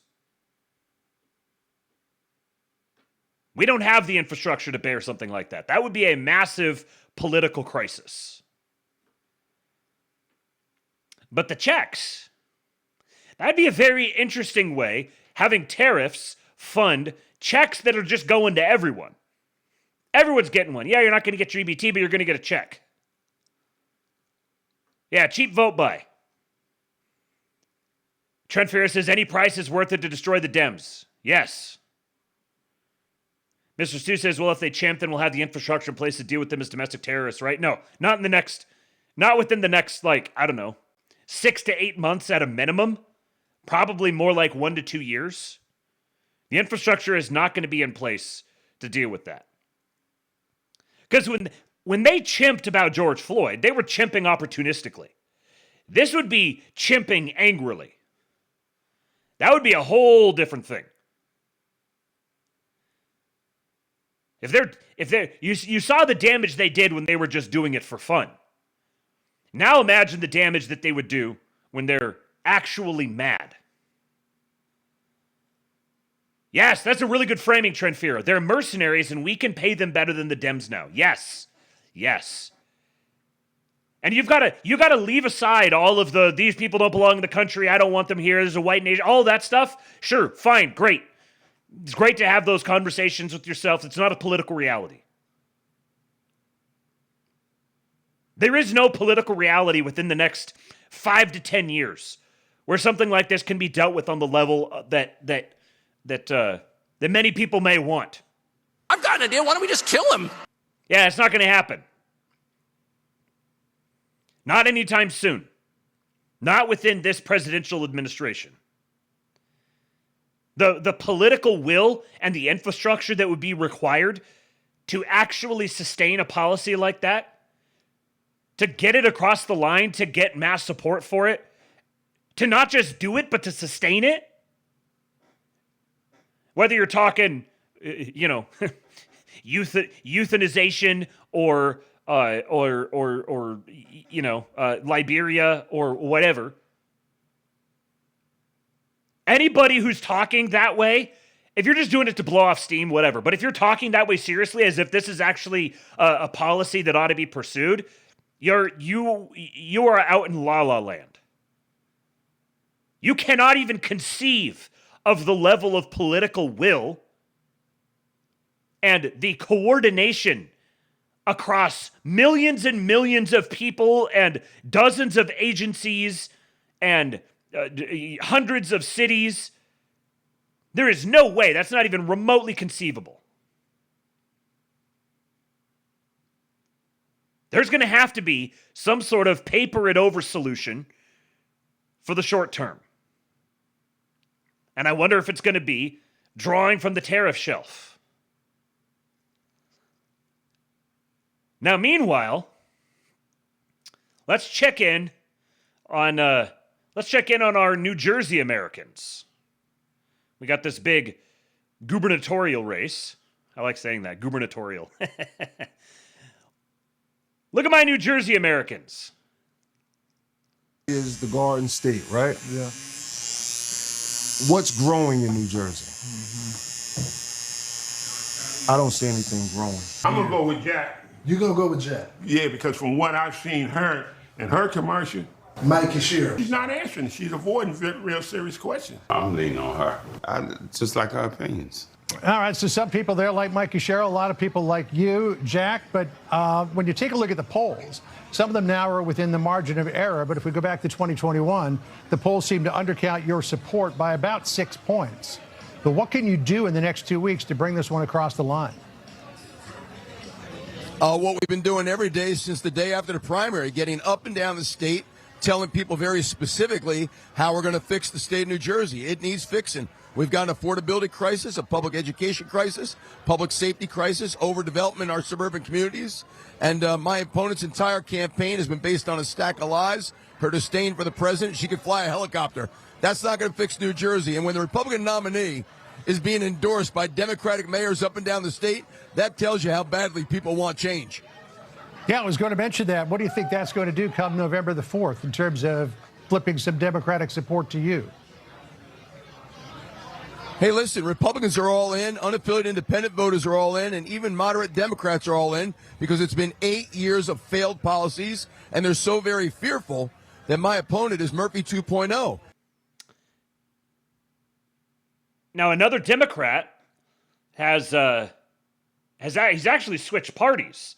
This is Alpine, New Jersey Councilman David Kupferschmidt has flipped Republican and endorsed Jack Ciattarelli. He says, with my switch, I will now be the first Republican on the council in more than 20 years. I hope that this is the beginning of a resurgence for the Republican Party in Alpine, where alternative voices are much needed in the governing body. Early voting begins Saturday, so if you're one of our New Jersey patriots, make sure you go vote for Governor Jack Ciattarelli. But as Mystery Grove here says, I think these defections are interesting because the Democrats doing this have to know they'll be retaliated against if Ciattarelli loses.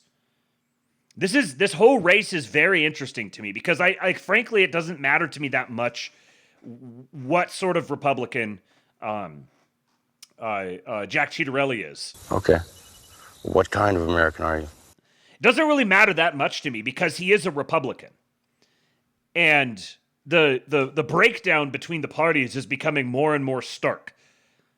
We've talked about the Luongo's theory about them creating this pact between Democratic governors and starting to do some sort of secession, rebellion movement, something like that. So having Republican governors in place, I think, is extra important.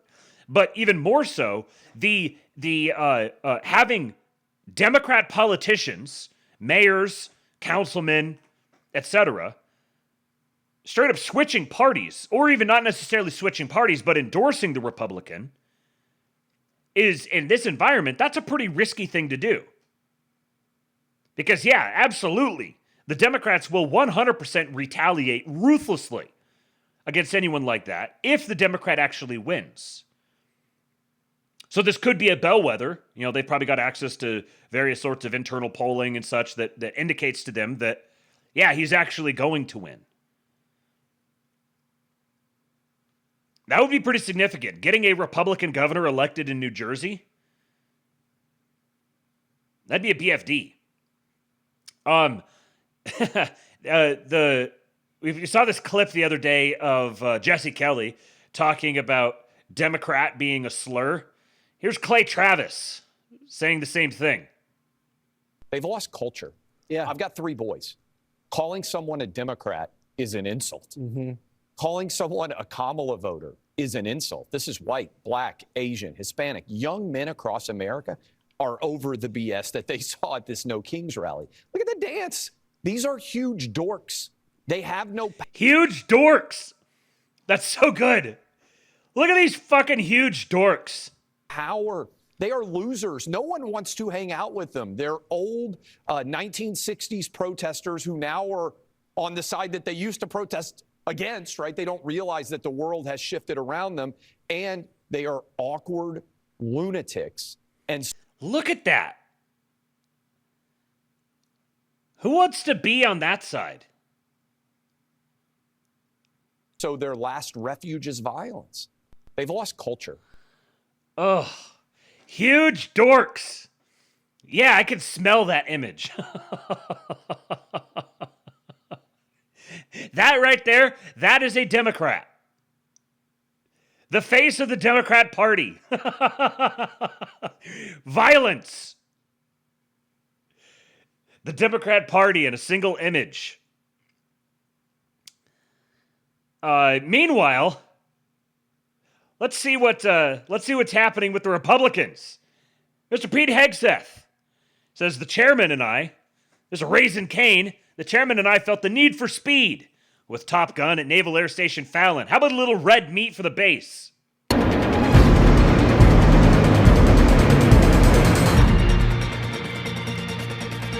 It's Americans just like you for 250 years that raise their right hand, defend the Constitution, put something greater than themselves at the forefront of their own lives, and we salute you for that.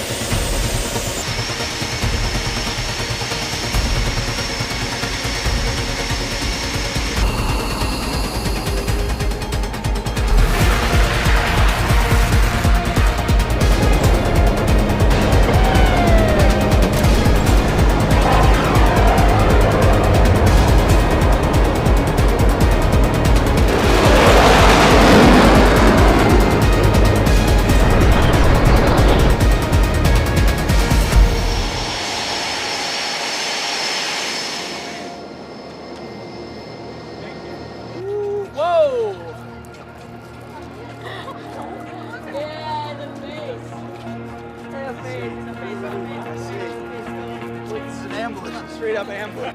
Pretty awesome. That's what America can do. I see why you want to get back into it. Yes, sir. It's clean. No, there's no puke in there. I didn't even pull my mask off this time. So the rest of the world, you're going to get 250 more years of this whoop ass.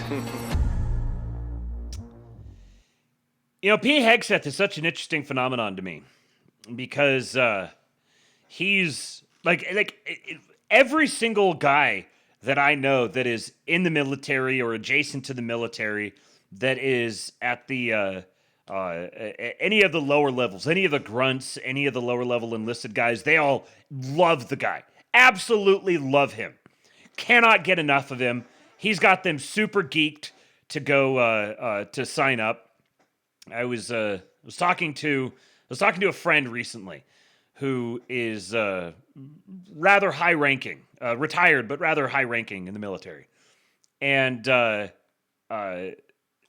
person was telling me about the recruiting numbers that are just absolutely. They've already reached their goals for this year. They're like way ahead of them. They're already ahead of goals for next year. The recruitment numbers are through the roof, which is, I would say, overwhelmingly because of Hegseth. And yet, the same person is decidedly not a Hegseth fan. So there's this big split in the military that the people at the bottom would happily lay down on a grenade for Pete Hegseth. The people at the top cannot stand him.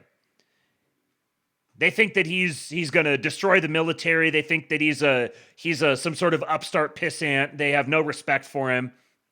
And this particular person I was talking to absolutely loves Trump. Huge Trump supporter. but thinks that Pete Hegseth is going to destroy the military. And I struggle to reconcile this. Like, how do you both support Trump and yet think that Hegseth is like some sort of like independent standalone thing? Like any policy that Hegseth is putting forth, he is the hand of the president. I don't care that he was like a major in the National Guard or whatever, and you don't have any respect for that. He is the one that the president chose. The commanding officer chose him to be the Secretary of War. And when he goes and he tells the generals, we're not going to have any more fat generals. This isn't Pete Hegseth just deciding to go do this on a whim. This is coming straight from the president. The president says, no more fat generals. So it'd be very interesting to follow what happened. Like, we're still very early on in the administration here, and the military obviously has, if they're going to be rebellious, subversive, that sort of thing, they've got to be much more careful now than they were before. But I don't know, the whole phenomenon is very interesting to me. I can't figure out how somebody would be a huge Trump supporter and yet hate Hegseth and think that he's going to destroy the military. There's an interesting post here from Cynical Publius. He's very much a boomer poster, but this post among the military bros really seemed to hit the spot. He says, regarding dishonorable generals and admirals, as we see U.S. military generals and admirals anonymously slithering to the press to dishonorably voice their petulant disapproval of Pete Hegseth's entirely necessary reforms in the Department of War, I think now is an excellent time to explain to civilians how this is all actually supposed to work. This is also worth hearing as a in the eternal debate between the trucers and the panicans. We've talked about that we're in a war now. The war has already begun. And this war is being fought unlike any other war. And I think it's worthwhile to, you don't want to get caught up in the LARP too much, but it is worthwhile to think of yourself as a participant in a sort of battle. Because this war is being fought so much through information and rhetoric and narrative, if you're engaging in the culture, if you're engaging in the debate and the rhetoric and all of that, you are a participant. You have a commander-in-chief. And so this is not, I think this is extended beyond just the actual armed forces themselves. And this is worthy advice for the if you're just a poster, you're not just a poster. You better be serving your president. And if you don't like that, stop posting. Once upon a time, every senior officer and NCO knew what I am about to say, but apparently that's no longer true. So for everyone's benefit, I'd like to describe step by step how an honorable senior U.S. officer or NCO deals with the orders they disagree with. First, determine if it's an unlawful order.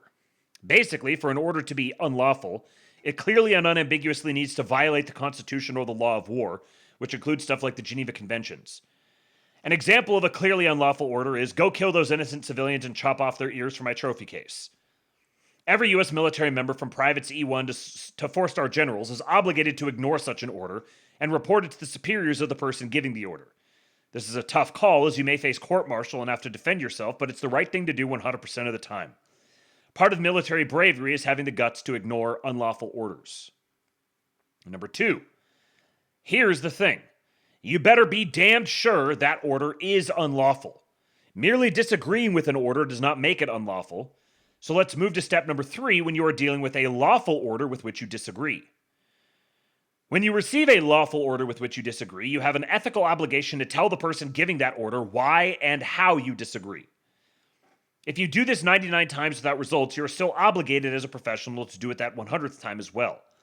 Explain to your boss in calm, dispassionate terms why you disagree with the order and precisely what negative results you believe will accrue by following that order. Number 4, a good military boss will listen intently to what you have to say and may in fact change his or her lawful orders based on your input. However, they may also say, I hear you, I understand your concerns, but you do not have the same big picture that I do, and you need to follow my order as written. Number 5, if you are the subordinate and you get that latter response, you need to adopt that order as your own, as if it was your own personal original order, and carry it out to the fullest extent possible. That means you never, ever, ever say to your subordinates, well, the old man told us to do this and I totally disagree with it, but we have to do it anyway. A good leader never does this. Instead, a good leader tells his or her subordinates, here are my orders, here's why we are executing these orders, and I expect you to execute them with precision and enthusiasm. Number 6, whatever reasons your boss told you or why the order needs to be followed, you need to adopt that same rationale as if it originated in your own brain. And you need to enforce the order with the same enthusiasm as if you dreamed it up yourself. And number 7, then execute the order zealously and do everything in your power to make sure that order is successful. Number 8, if you cannot do number 3 through number 7 in good faith, your ethical obligation as a senior leader is to go to your boss's office, slam your rank down on his or her desk, and officially resign from service. Anything less is the mark of a gutless coward. This was once a very, very basic principle of military leadership. However, somewhere along the way, in the hateful neo-Marxist miasma of the Obama and Biden administrations, this concept of basic military honor was lost. Instead of having senior military leaders who follow lawful orders from their chain of command, we have star-wearing cowards who think they know better than the constitutional will of the American people they're obligated to serve, and feel it is okay to undermine their constitutional leadership by wailing emotionally to an unethical press. This is a disgusting, despicable trend that must be reversed. Instead of senior leaders who do their duties, we now have a significant number of senior military leaders who anonymously crawl on their bellies to a dysfunctional press that hates the will of the American electorate, all in an effort to ignore and overturn the lawful authority of their constitutionally elected leadership. When this happens, this is not so much a betrayal of the elected leadership as it is a betrayal of you, the American people. This is a horrific crisis in military leadership, the likes of which the U.S. military has not seen since Benedict Arnold. We must identify and eliminate these cowardly uniformed traitors lest our republic fail due to their malfeasance. To that end, I applaud Donald Trump, Pete Hegseth, Sean Parnell, and the rest of the DOW team for forcing our senior uniformed leaders to fulfill their duties and fish or cut bait. So the next time you read an anonymously sourced article from senior military leaders undermining our constitutionally elected leadership, realize that those anonymous sources are betraying their oaths and their duties as military officers, and give their opinions the zero weight those opinions deserve. Finally, give thanks to the team of Trump and Hegseth for ripping out this evil rot by root and stem. Our national survival depends on their success. Out.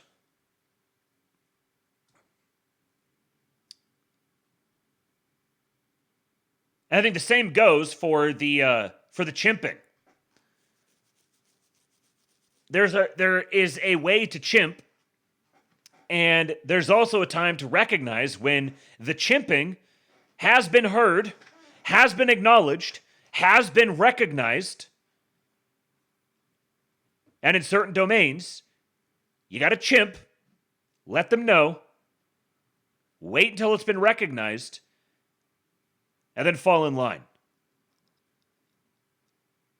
Clearly, there's a distinction between the actual armed forces and the army of posters, but I think it's worthwhile learning some lessons because of this new phenomenon that we have, where the posting crew can actually serve a purpose.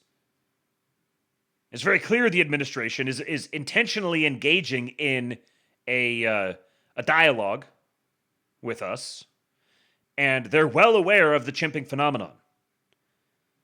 A great example is the recent events that were held in the Oval Office, the celebration of a demonic religion.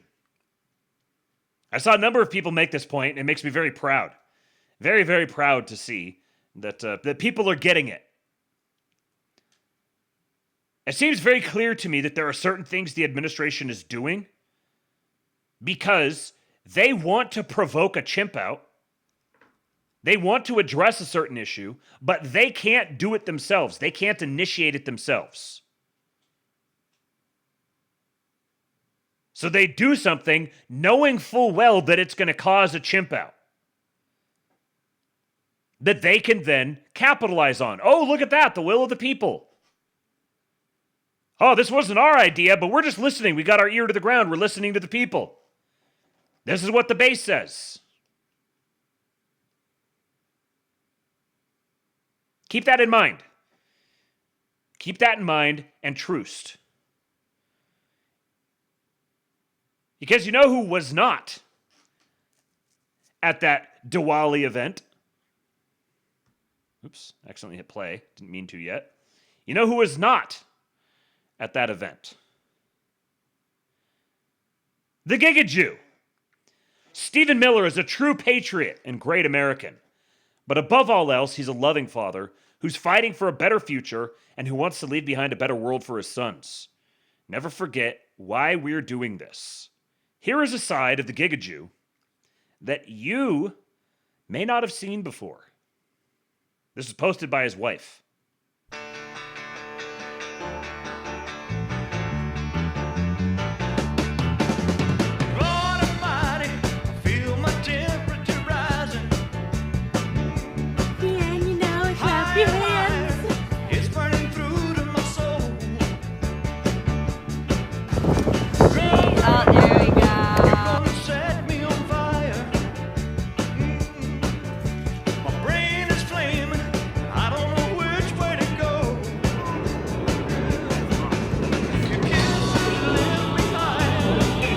No, I don't.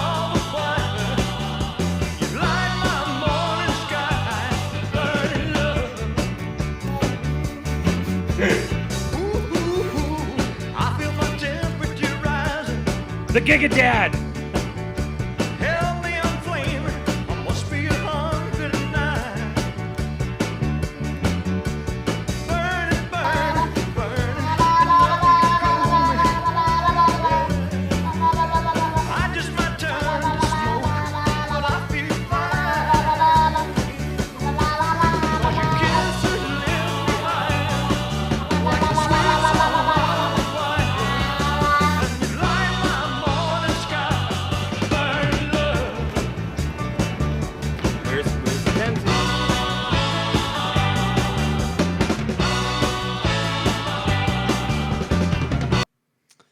I love this man so much.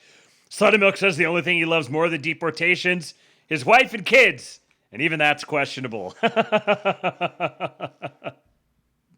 The brief moments when he's not maximizing deportations, spending time with his wife and kids.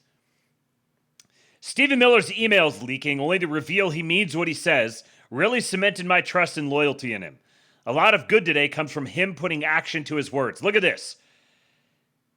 This is Stephen Miller, September 13, 2015. Quote, "This is a good chance to expose that ridiculous Statue of Liberty myth. Poem has nothing to do with it. Indeed, 2 decades after Poem was added, Coolidge shut down immigration. No one said he was violating the Statue of Liberty's purpose." June 25, 2015. "When will the left be made to apologize for the blood on their hands, supporting every commie regime since Stalin?" November 23, 2015. "Like the mystics of old, the one sure way to get rich in modern America is to offer yourself up as virtue signal to those seeking to prove themselves members in good standing of the national religion. Diversity. No one hates diversity like our Giga Jew. The maximal patriot. The archetype. Would that we all were patriots like our great grand Giga Jew." Speaking of private messages being leaked, the story's gotten a little old now, but this was a few days ago. New racist Republican group chat has been leaked to Politico, featuring texts from Paul Ingrassia, Trump's nominee to lead the Office of Special Counsel.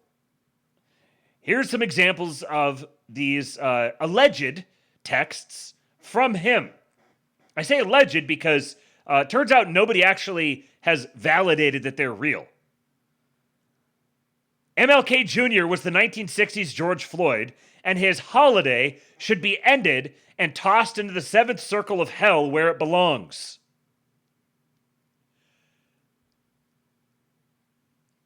I do have a Nazi streak in me from time to time. I will admit it. Never trust a Chinaman or Indian. Never. So true. Good morning, bastards. Dumps. They call them dumps. Big, massive dumps. And then I said we're making Kwanzaa illegal in the next Trump admin. That was the gist of my tweet. No Mulignan holidays. From Kwanzaa to MLK Jr. Day to Black History Month to Juneteenth. Every single one needs to be eviscerated. Least controversial opinions of all time.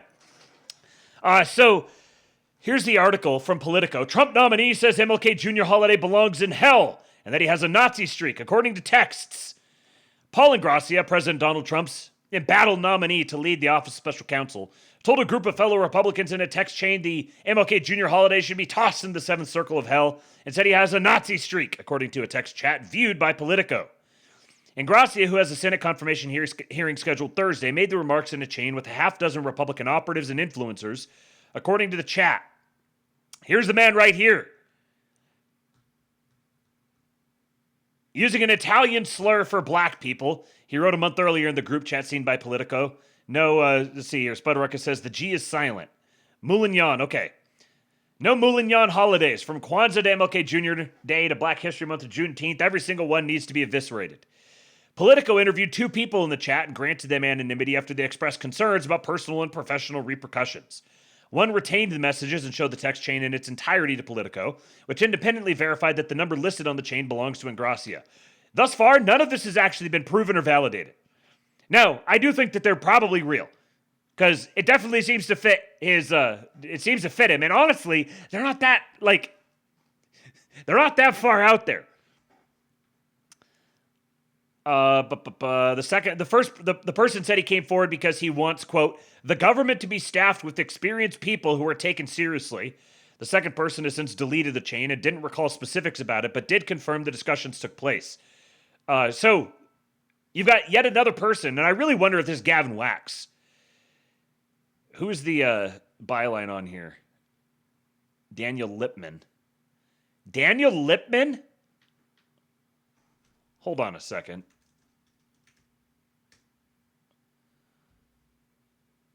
We're going to do a little, I know that last name.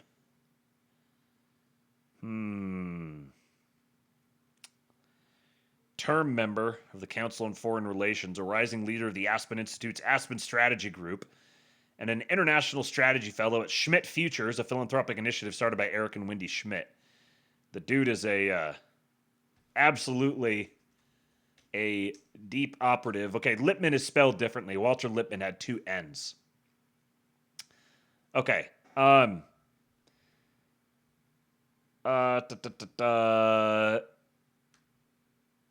you got another Republican. Apparently the group chat was Republicans in it. So you got another backstabbing Republican.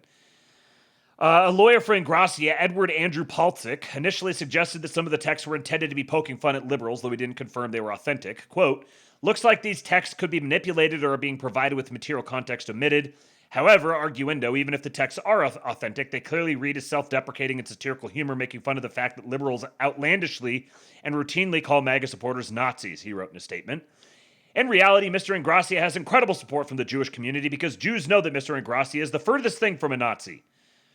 In a subsequent statement to Politico a few days later, Paltzik called out anonymous critics trying to hurt Ingrassia. Quote, in this age of AI, authentication of allegedly leaked messages, which could be outright falsehoods, doctored or manipulated, or lacking critical context is extremely difficult, he said.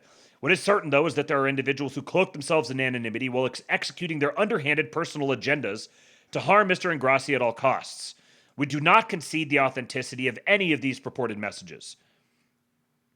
In May 2024, the group was bantering about a Trump campaign staffer who'd been hired in Georgia and was working on outreach to minority voters, when Ingrassia suggested she didn't show enough deference to the Founding Fathers being white, according to the chat. Quote, Paul belongs in the Hitler Youth with Obergruppenführer Steve Bannon, the first participant in the chat wrote, referring to the paramilitary rank in Nazi Germany and the Republican strategist. Politico is not naming the participants to protect the identity of those interviewed for this article, and his response to it was, "I do have a Nazi streak in me from time to time, I will admit it." One of the people in the text group said in the interview that his comment was not taken as a joke, and 3 participants pushed back against Ingrassia during the text exchange that day. Referring to white nationalist Nick Fuentes in the Live from America show on the video sharing platform Rumble, a second member of the group replied, "New LFA show coming starring Nick Fuentes and Paul Adolf Ingrassia," to which Ingrassia wrote LMAO, according to the group chat. In a statement, LFA founder and president Jeremy Harrell said the show, quote, "despises Nick Fuentes," end quote, and has no connection to either Fuentes or Ingrassia, though Ingrassia previously appeared on the show. Harrell said the reference to LFA in the text chain is probably some kind of a joke. I always love these articles where they have to, like, really autistically explain jokes. Excuse me, I believe that was a joke, and here, let me explain the joke to you. The existence of the messages comes as Ingrassia's nomination to lead the Office of Special Counsel, an agency that investigates federal employee whistleblower complaints and discrimination claims, among other sensitive work, is already in trouble. Earlier this month, Politico reported that Ingrassia, 30, has been the subject of an internal investigation at the Department of Homeland Security, where he works as White House liaison, after a sexual harassment complaint was filed against him. The woman who filed the complaint later withdrew it and said there was no wrongdoing. Ingrassia's attorney denied the allegation. So they've been coming at this guy for a while. And I think maybe one of the more important takeaways from this whole story is that this guy was nominated for the Office of Special Counsel. So you should be able to read a little something into that. That a guy who thinks like this, who has these sorts of priors, is close enough to the administration that somebody within the administration is pushing him to make him to put him at the Office of Special Counsel. In July, Republican senators delayed his nomination hearing, with one airing concerns about some statements about anti-Semitism. He wrote other racist remarks, according to the chain. In January of 2024, he wrote a former Republican presidential candidate, Vivek Ramaswamy, quote, never trust a Chinaman or Indian. And then added, never, the text show. Ramaswamy, the son of Indian immigrants, declined to comment. A month later, discussing why some Republicans feel that Democrats make black people into victims, the text show Ingrassia remarked, quote, blacks behave that way because that's their natural state. You can't change them. He then added, according to the chat, proof. All of Africa is a shithole and will always be that way. In the May 2024 discussion surrounding the Nazi remark turned serious as Ingrassia dug in. Ingrassia at first remarked that the Georgia operative should, quote, read a book, if she's able to, on George Washington and America's founding, according to the chain. Paul, you were coming across as a white nationalist, which is beneficial to nobody, a third participant in the chat replied. When Ingrassia apparently said that, quote, defending our founding isn't white nationalist, that participant pushed back, saying Ingrassia, quote, reflexively went to saying whites built the country. They did, Ingrassia said, according to the chat. That comment prompted the same participant to respond, you're going to be in private practice one day. This shit will be around forever, brother. Ingrassia posted an image of paintings showing several founding fathers, including Washington, John Adams, and Alexander Hamilton, into the chat. We should celebrate white men in Western civilization, and I will never back down from that, he wrote, according to the chain. What a patriot. The third participant of the group criticized Ingrassia's white nationalist tone, then said he was coming across, quote, with a tinge of racism. The second participant then said he sounded like a scumbag, to which Ingrassia allegedly replied, nah, it's fine, don't be a boomer. I don't mind being a scumbag from time to time. In February of 2024, Ingrassia wrote, we need competent white men in positions of leadership. The founding fathers were wrong that all men are created equal. We need to reject that part of our heritage, according to the text exchange. Ingrassia's apparent comments in the text chain echo some of his public statements and associations. Ingrassia has had ties to Fuentes and Andrew Tate, a far-right influencer who has been charged in Britain with rape and human trafficking, which he denies. 1 month after he apparently made the Nazi comment in the group chat, Ingrassia attended a rally for Fuentes, though he later claimed he didn't know who had organized the event and soon left. Fuentes did not respond to a request for comment. After Fuentes was kicked out of a Turning Point USA event in June of 2024, Ingrassia called it an awful decision. He also called the Israeli-Palestinian conflict a psyop, a week after the October 7, 2023 Hamas attack. In March of 2023, he said that education should focus on helping, quote, elevating the high IQ section of your demographics, so, basically young men, straight white men. And in December of 2023, Ingracia declared on X, quote, exceptional white men are not only the builders of Western civilization, but are the ones most capable of appreciating the fruits of our heritage. The person in the group chat who shared the messages, who has known Ingracia for several years and met him through Republican political circles, said that Ingracia's personality changed in recent years as he went from a young law student interested in conservative politics to an, quote, extreme ego-driven, end quote, Trump loyalist. The person said the shift began after Ingracia, a Cornell Law School graduate, started working as a law clerk for the firm representing Tate and appeared several times on the War Room podcast with Bannon, who did not respond to a request for comment. He was too young and too inexperienced to deal with the fame, the person said. It was like giving an 18-year-old $10 million and saying, have at it, kid. Periodically during the text chain, the group nudged Ingracia to tone down his rhetoric, especially if he wanted to work in a future Trump administration, according to the person. Quote, very influential people were trying to give him advice on how to be, and he threw that advice right back at them and basically said, fuck you, look at me, I can write a Substack and get it posted by the president, the person said. Who are you to talk to me? Soon after the May 2024 text exchange, the group chat disbanded. People were tired of Ingracia's rhetoric, according to the chat participant who provided the messages to Politico. I will not be posting on this thread going forward, the first participant said that day. Referring to Ingracia, the person added, there are enemies in this group. Please take my name out of this thread. Now, I will say that the sort of stuff he was saying, you can't be surprised that that he ended up pulling his nomination. Here, this was from yesterday. He tweeted this out.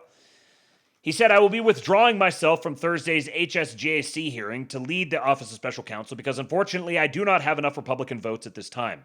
I appreciate the overwhelming support that I've received throughout this process and will continue to serve President Trump and this administration to make America great again. And you got to be able to kind of hold two thoughts in your head at the same time. That on one hand, yeah, look at Aiden. Look at Aiden here. Aiden says, once again, the old WASP Republicans are trying to tear down Italian patriots. It's okay, man. This isn't the end for you. Oh, Lee's in here too. Look at the patriots in the replies. Josh Rayner, it's anti-Italian discrimination. That's right. Oathman, you're a patriot. Fugitive Truster. Michael Casey says Paul Ingracia is an American hero, a better man than all his critics. Not getting the votes from uniparty rhinos in the Senate is a badge of honor more than anything else. Chief Trumpster.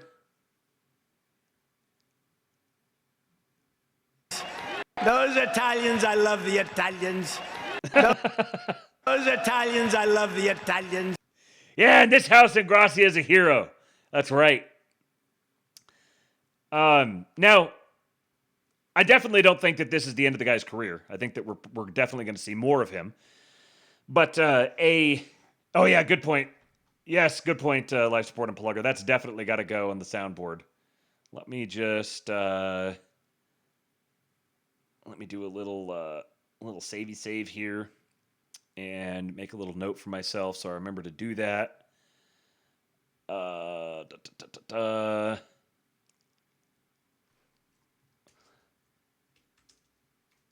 Trump Italians. Okay.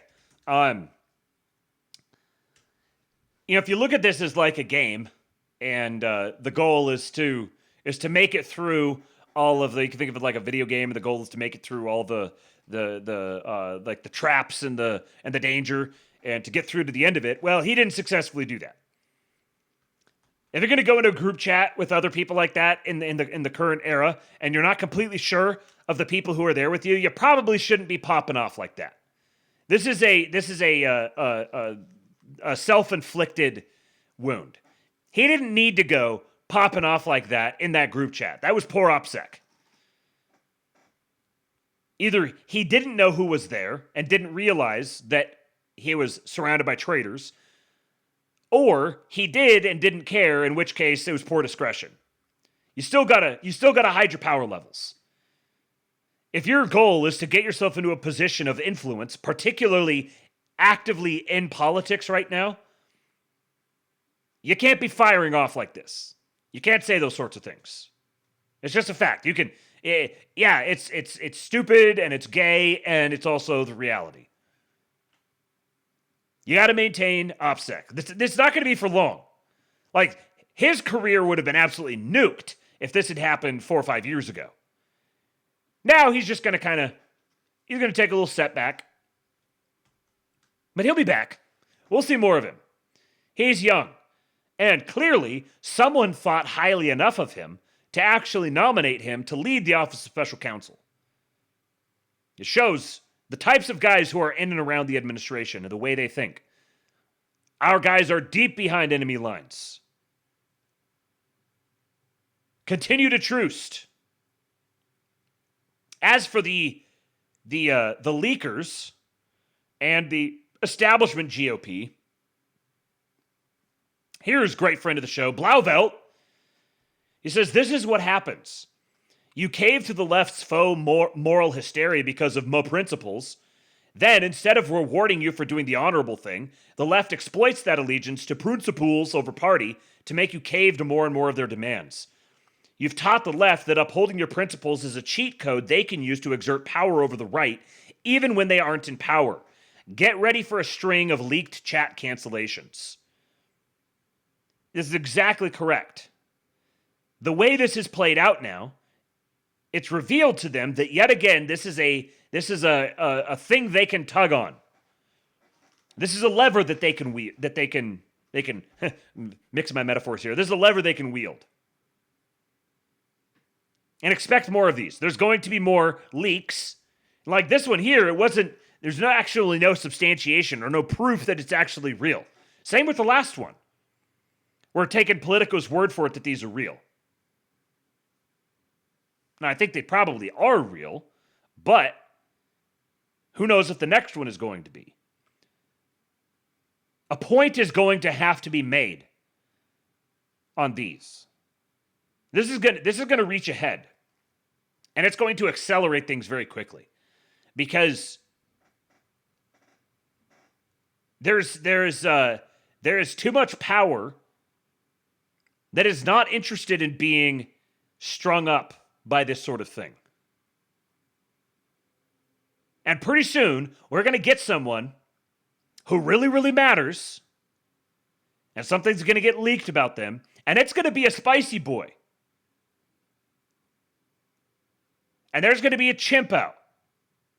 And people are going to be like, I fucking had it with this. We're not doing this anymore. And it is going to break this whole mechanism completely. And suddenly the things that are going to be, the things that are career ending now are no longer going to be. We're going to live in a whole new world all of a sudden. I don't know when this is going to happen. But I wouldn't be surprised if it happens within the next 6 to 12 months. Leading up to the midterms, perhaps. There's going to be some important, crucial race or nomination or something like that. And someone's going to have leaked texts of them saying something that's real spicy. And the MAGA world is going to say, yeah, sure, maybe you shouldn't have said that. Maybe that was real bad. Sure, this would have been worth firing or this would have been career ending the past, but we're fucking done with this world. We're not going to live like this anymore. Be ready for that. Be ready for that lift. A coordinated, organized chimping to get someone like that through. Yeah, we'll finally get those J.D. Vance Marine jokes. That's what it'll be. Yeah. Sunday Milk says, I hope someone leaks J.D. Vance text of him saying nigga or something. Yeah. That's the sort of thing I'm talking about, though. You know, maybe it's not the vice president, but it'll be someone significant. Someone with some sort of significant power that's vying for some sort of office or occupies some sort of office, and there's something really salacious that's dragged out to try to take him out. And we just have to plant the flag. Nope. We're not doing this anymore. Not going to do it. Okay, let's get a little bit of Tucker here. I've got an idea. Why don't we just kill him?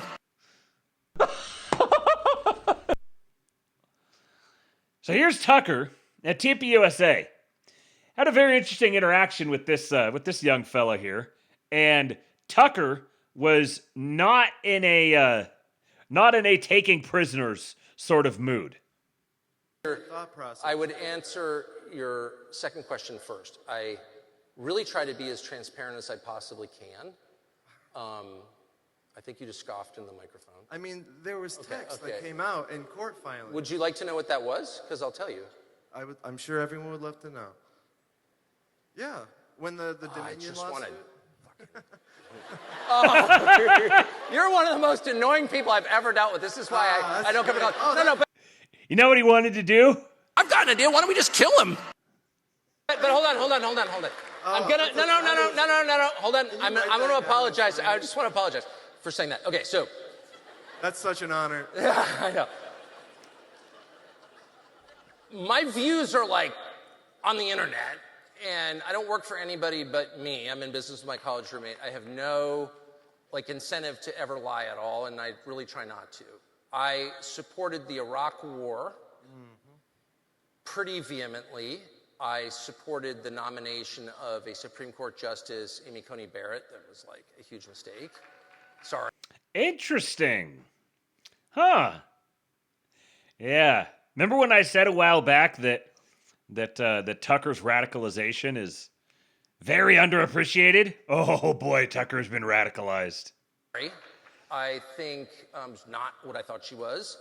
I support John Roberts. I support, what's the list of dumb things I've supported in my life? It's very long.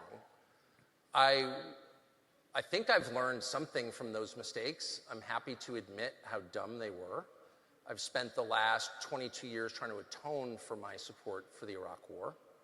I appreciate that. And hold on, I'm not. Okay, now you're annoying me again. Not here for your affirmation. So I would say, as to the text specifically, you want to actually know? I mean, are you even willing to hear it? I'll tell you exactly what that was. Those are between. What he's talking about, in case you're not aware of the context, he's talking about the text that came out from when he said that he vented about Trump. He said they can't stand this guy, or he can't wait until we're beyond having to deal with Trump. That's the background of what he's explaining here. Between me and a producer of mine who I really love, who I still am close to, and that was about. It was in January after the election, and Trump was saying they stole it from me. And I called the White House and I said, I'm totally willing to believe that. I mean, Zuckerberg puts, $400 million into the mechanics of elections. I don't think he's doing that because he believes in good government. What is this? It's clearly their stuff. And I say to the White House, someone specifically at the White House, give me examples. And he says, I have got a great example for you. I've got 7 or 8 dead people who voted. And the beauty of that claim was it's provable because they're death certificates. And we've got the death certificates and we've got the obits, and they voted, and they're on the voter rolls. We know they voted.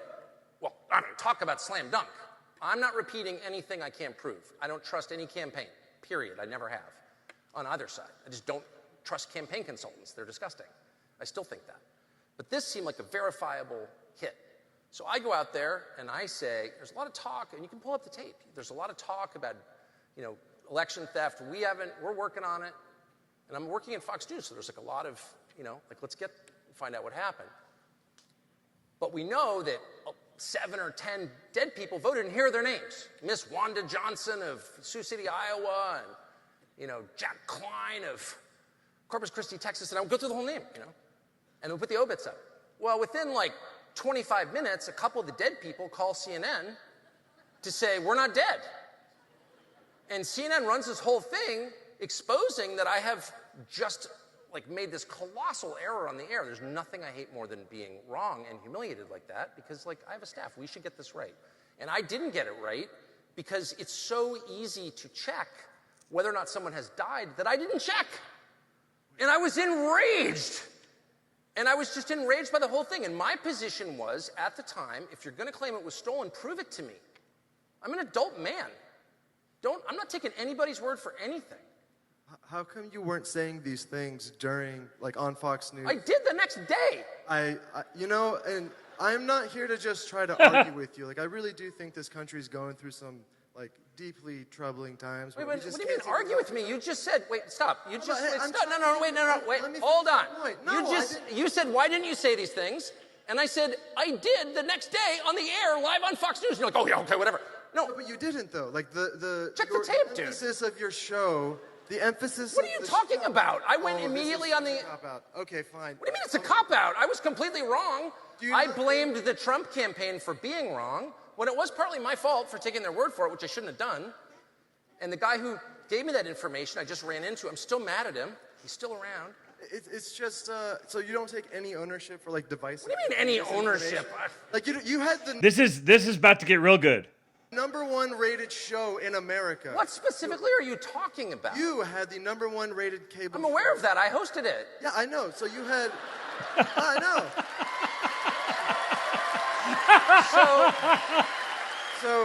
So the amount of influence that you carried. So you don't agree. Look, you don't agree with my views. No, on that's not what whatever. I'm getting at. Tucker, Okay, so are you saying my views are insincere? No, we disagree. Yes, I truly doubt your sincerity, and I think at well, this then point that's in your career, then that's your problem. I'm trying to understand it because it makes no sense. Like you're worth $50 million. I'm not worth $50 million. 30 to 50. Get off the fucking internet, son. Don't stop believing that stuff. Oh. $50 million. Go back to cable news. Sorry. No, but I'm just look. Okay, you're too annoying. You're too annoying. So I like the last chick who like disagreed with me, and then we could have like a normal conversation. All right. But you're like telling me you're worth $50 million. What? Stop. Okay, you got real defensive there. I just threw out a number that's like a lot of money. Jesus Christ, calm down. Don't use that phrase. You're worth. We're done. Well, look. Just stop. Can I say one? No, you can't. Not after you say that. Leave. All right. Watch Tucker's face. Watch Tucker's face when he says that. Who like disagreed with me, and then we could have like a normal conversation. All right. But you're like telling me you're worth $50 million. What? Stop. Okay, you got real defensive there. I just threw out a number that's like a lot of money. Jesus Christ, calm down. Don't use that Tucker got pissed. phrase. You're worth. We're done. Well, Tucker's such a patriot. Stop. Can I say one? No, you can't. Not after you say that. Leave. All right. Oh, God, I love Tucker so much. That other kid, though. What a fag. Then here's another one. Seriously, and I think. Let me finish where I was. I can't. No, I'm going to interrupt you. No, But I'm that's kidding. not- Of course you could. I'm Okay. totally kidding. Thank you. What I'm saying is, if you support that First Amendment right so much, and you support the idea that the lesser powerful shouldn't be suppressed by the more powerful, I would think that you would be against the President of the United States going on his social media and posting AI videos of him dropping shit on the protesters. Shut the fuck up, bitch. He's the more powerful, and they're the lesser powerful. So we may have a definition of terms problem here. So you can say, I think it's ugly that the President of the United States is posting naughty videos on his X account or whatever. Okay, fine. What I'm defending is the sacred God-given right of every person to say what he believes. That's called free speech. That's what's enshrined in our First Amendment. If you can name any example of the administration abridging that, I will agree with you 100%. I believe in that independent of party. I'm not particularly partisan, actually.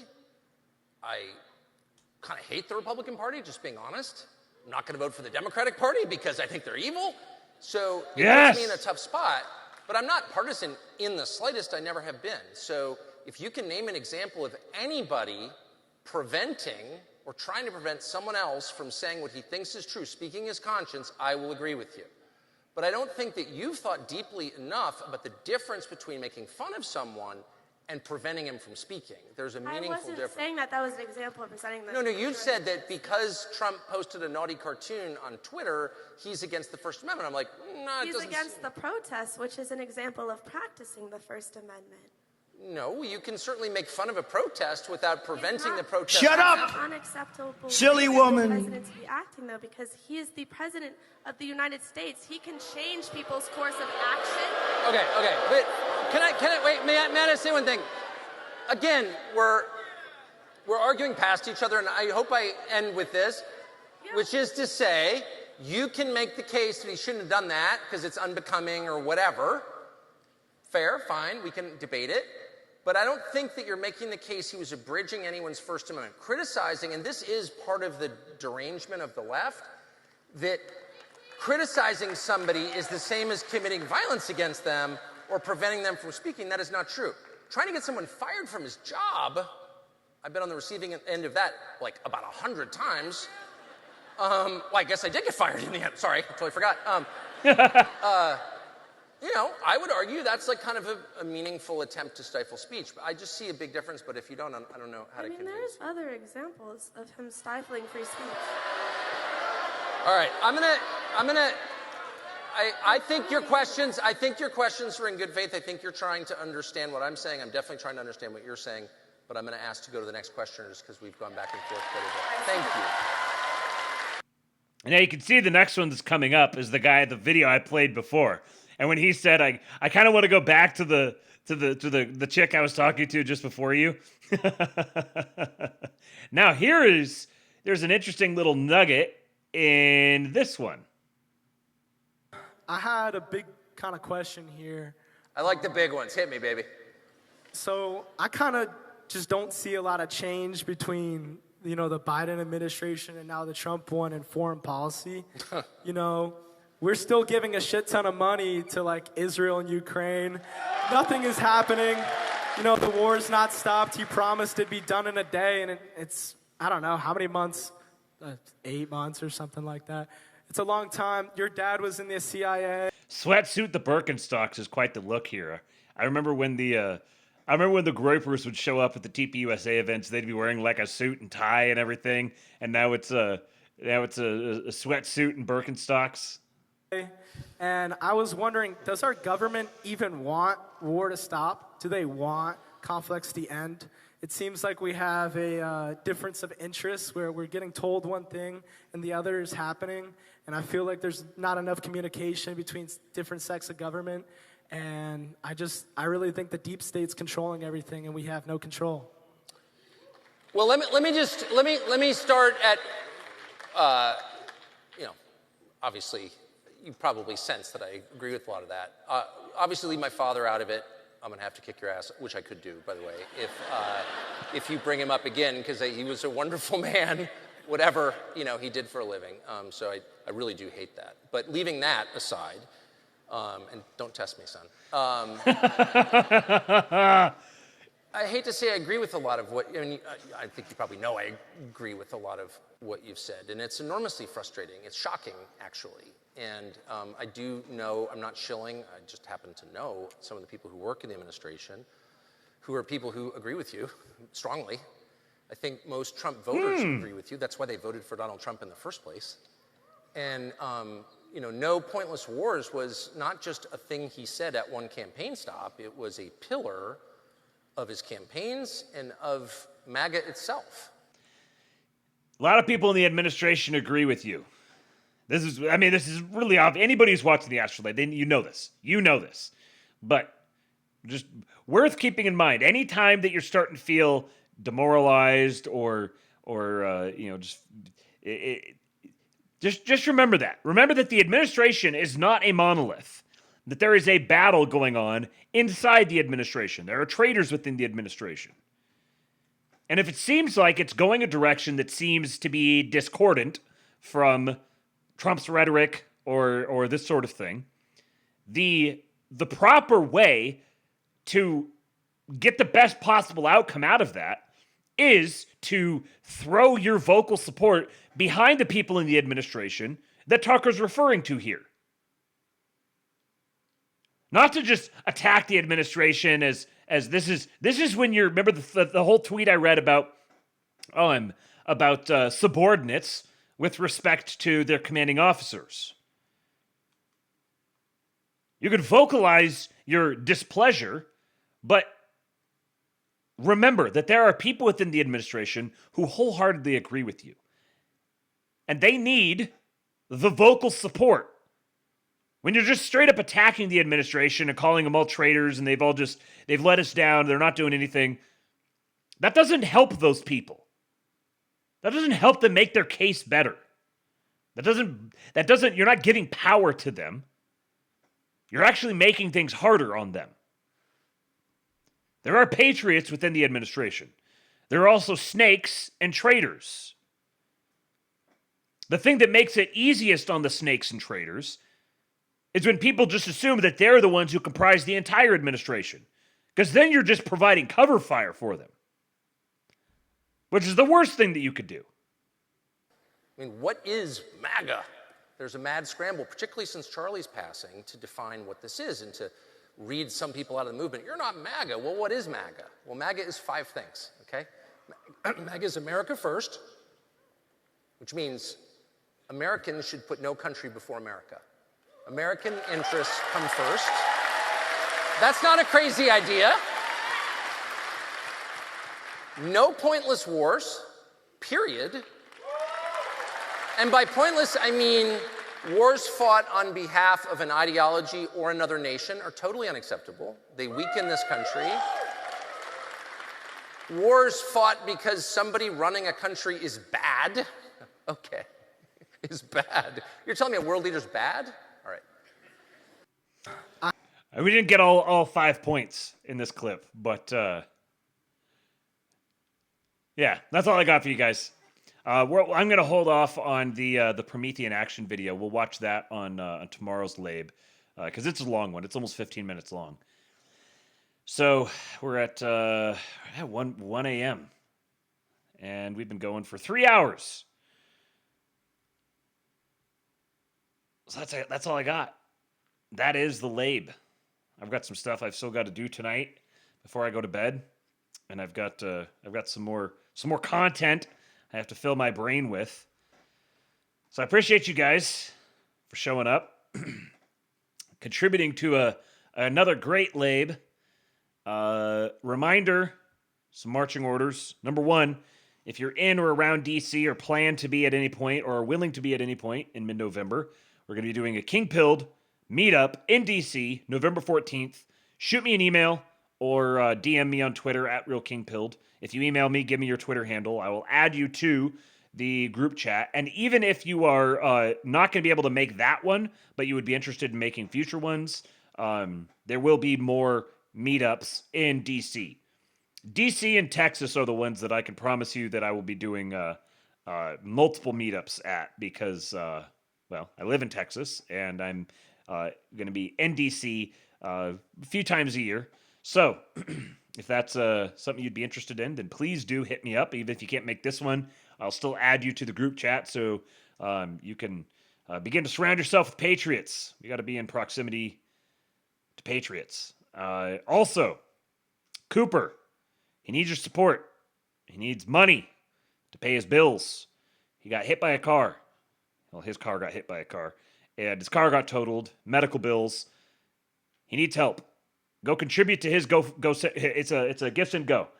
It's in my pinned tweet on Twitter at RealKingPilled.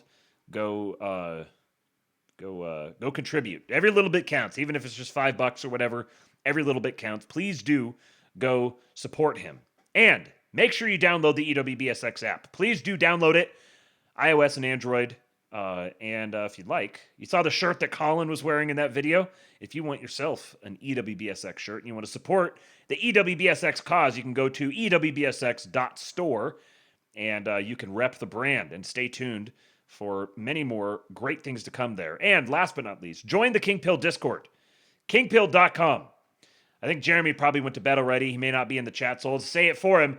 Join the fucking Discord, kingpill.com. And if you're listening on the podcast later on, please do leave a 5-star rating and review. It helps to continue to grow the show. We got to get the show bigger. Biggerer. Make it much biggerer. Thank you to all of you guys. Yeah, life support and plugger. It's great to be white. There's a great white shirt at ewbsx.store. Go check it out. Go rep the brand. And that's right, Slutty Milk. Make it bigger, my nigger. I will see you guys on the next episode of The Labe tomorrow. And for now, I leave you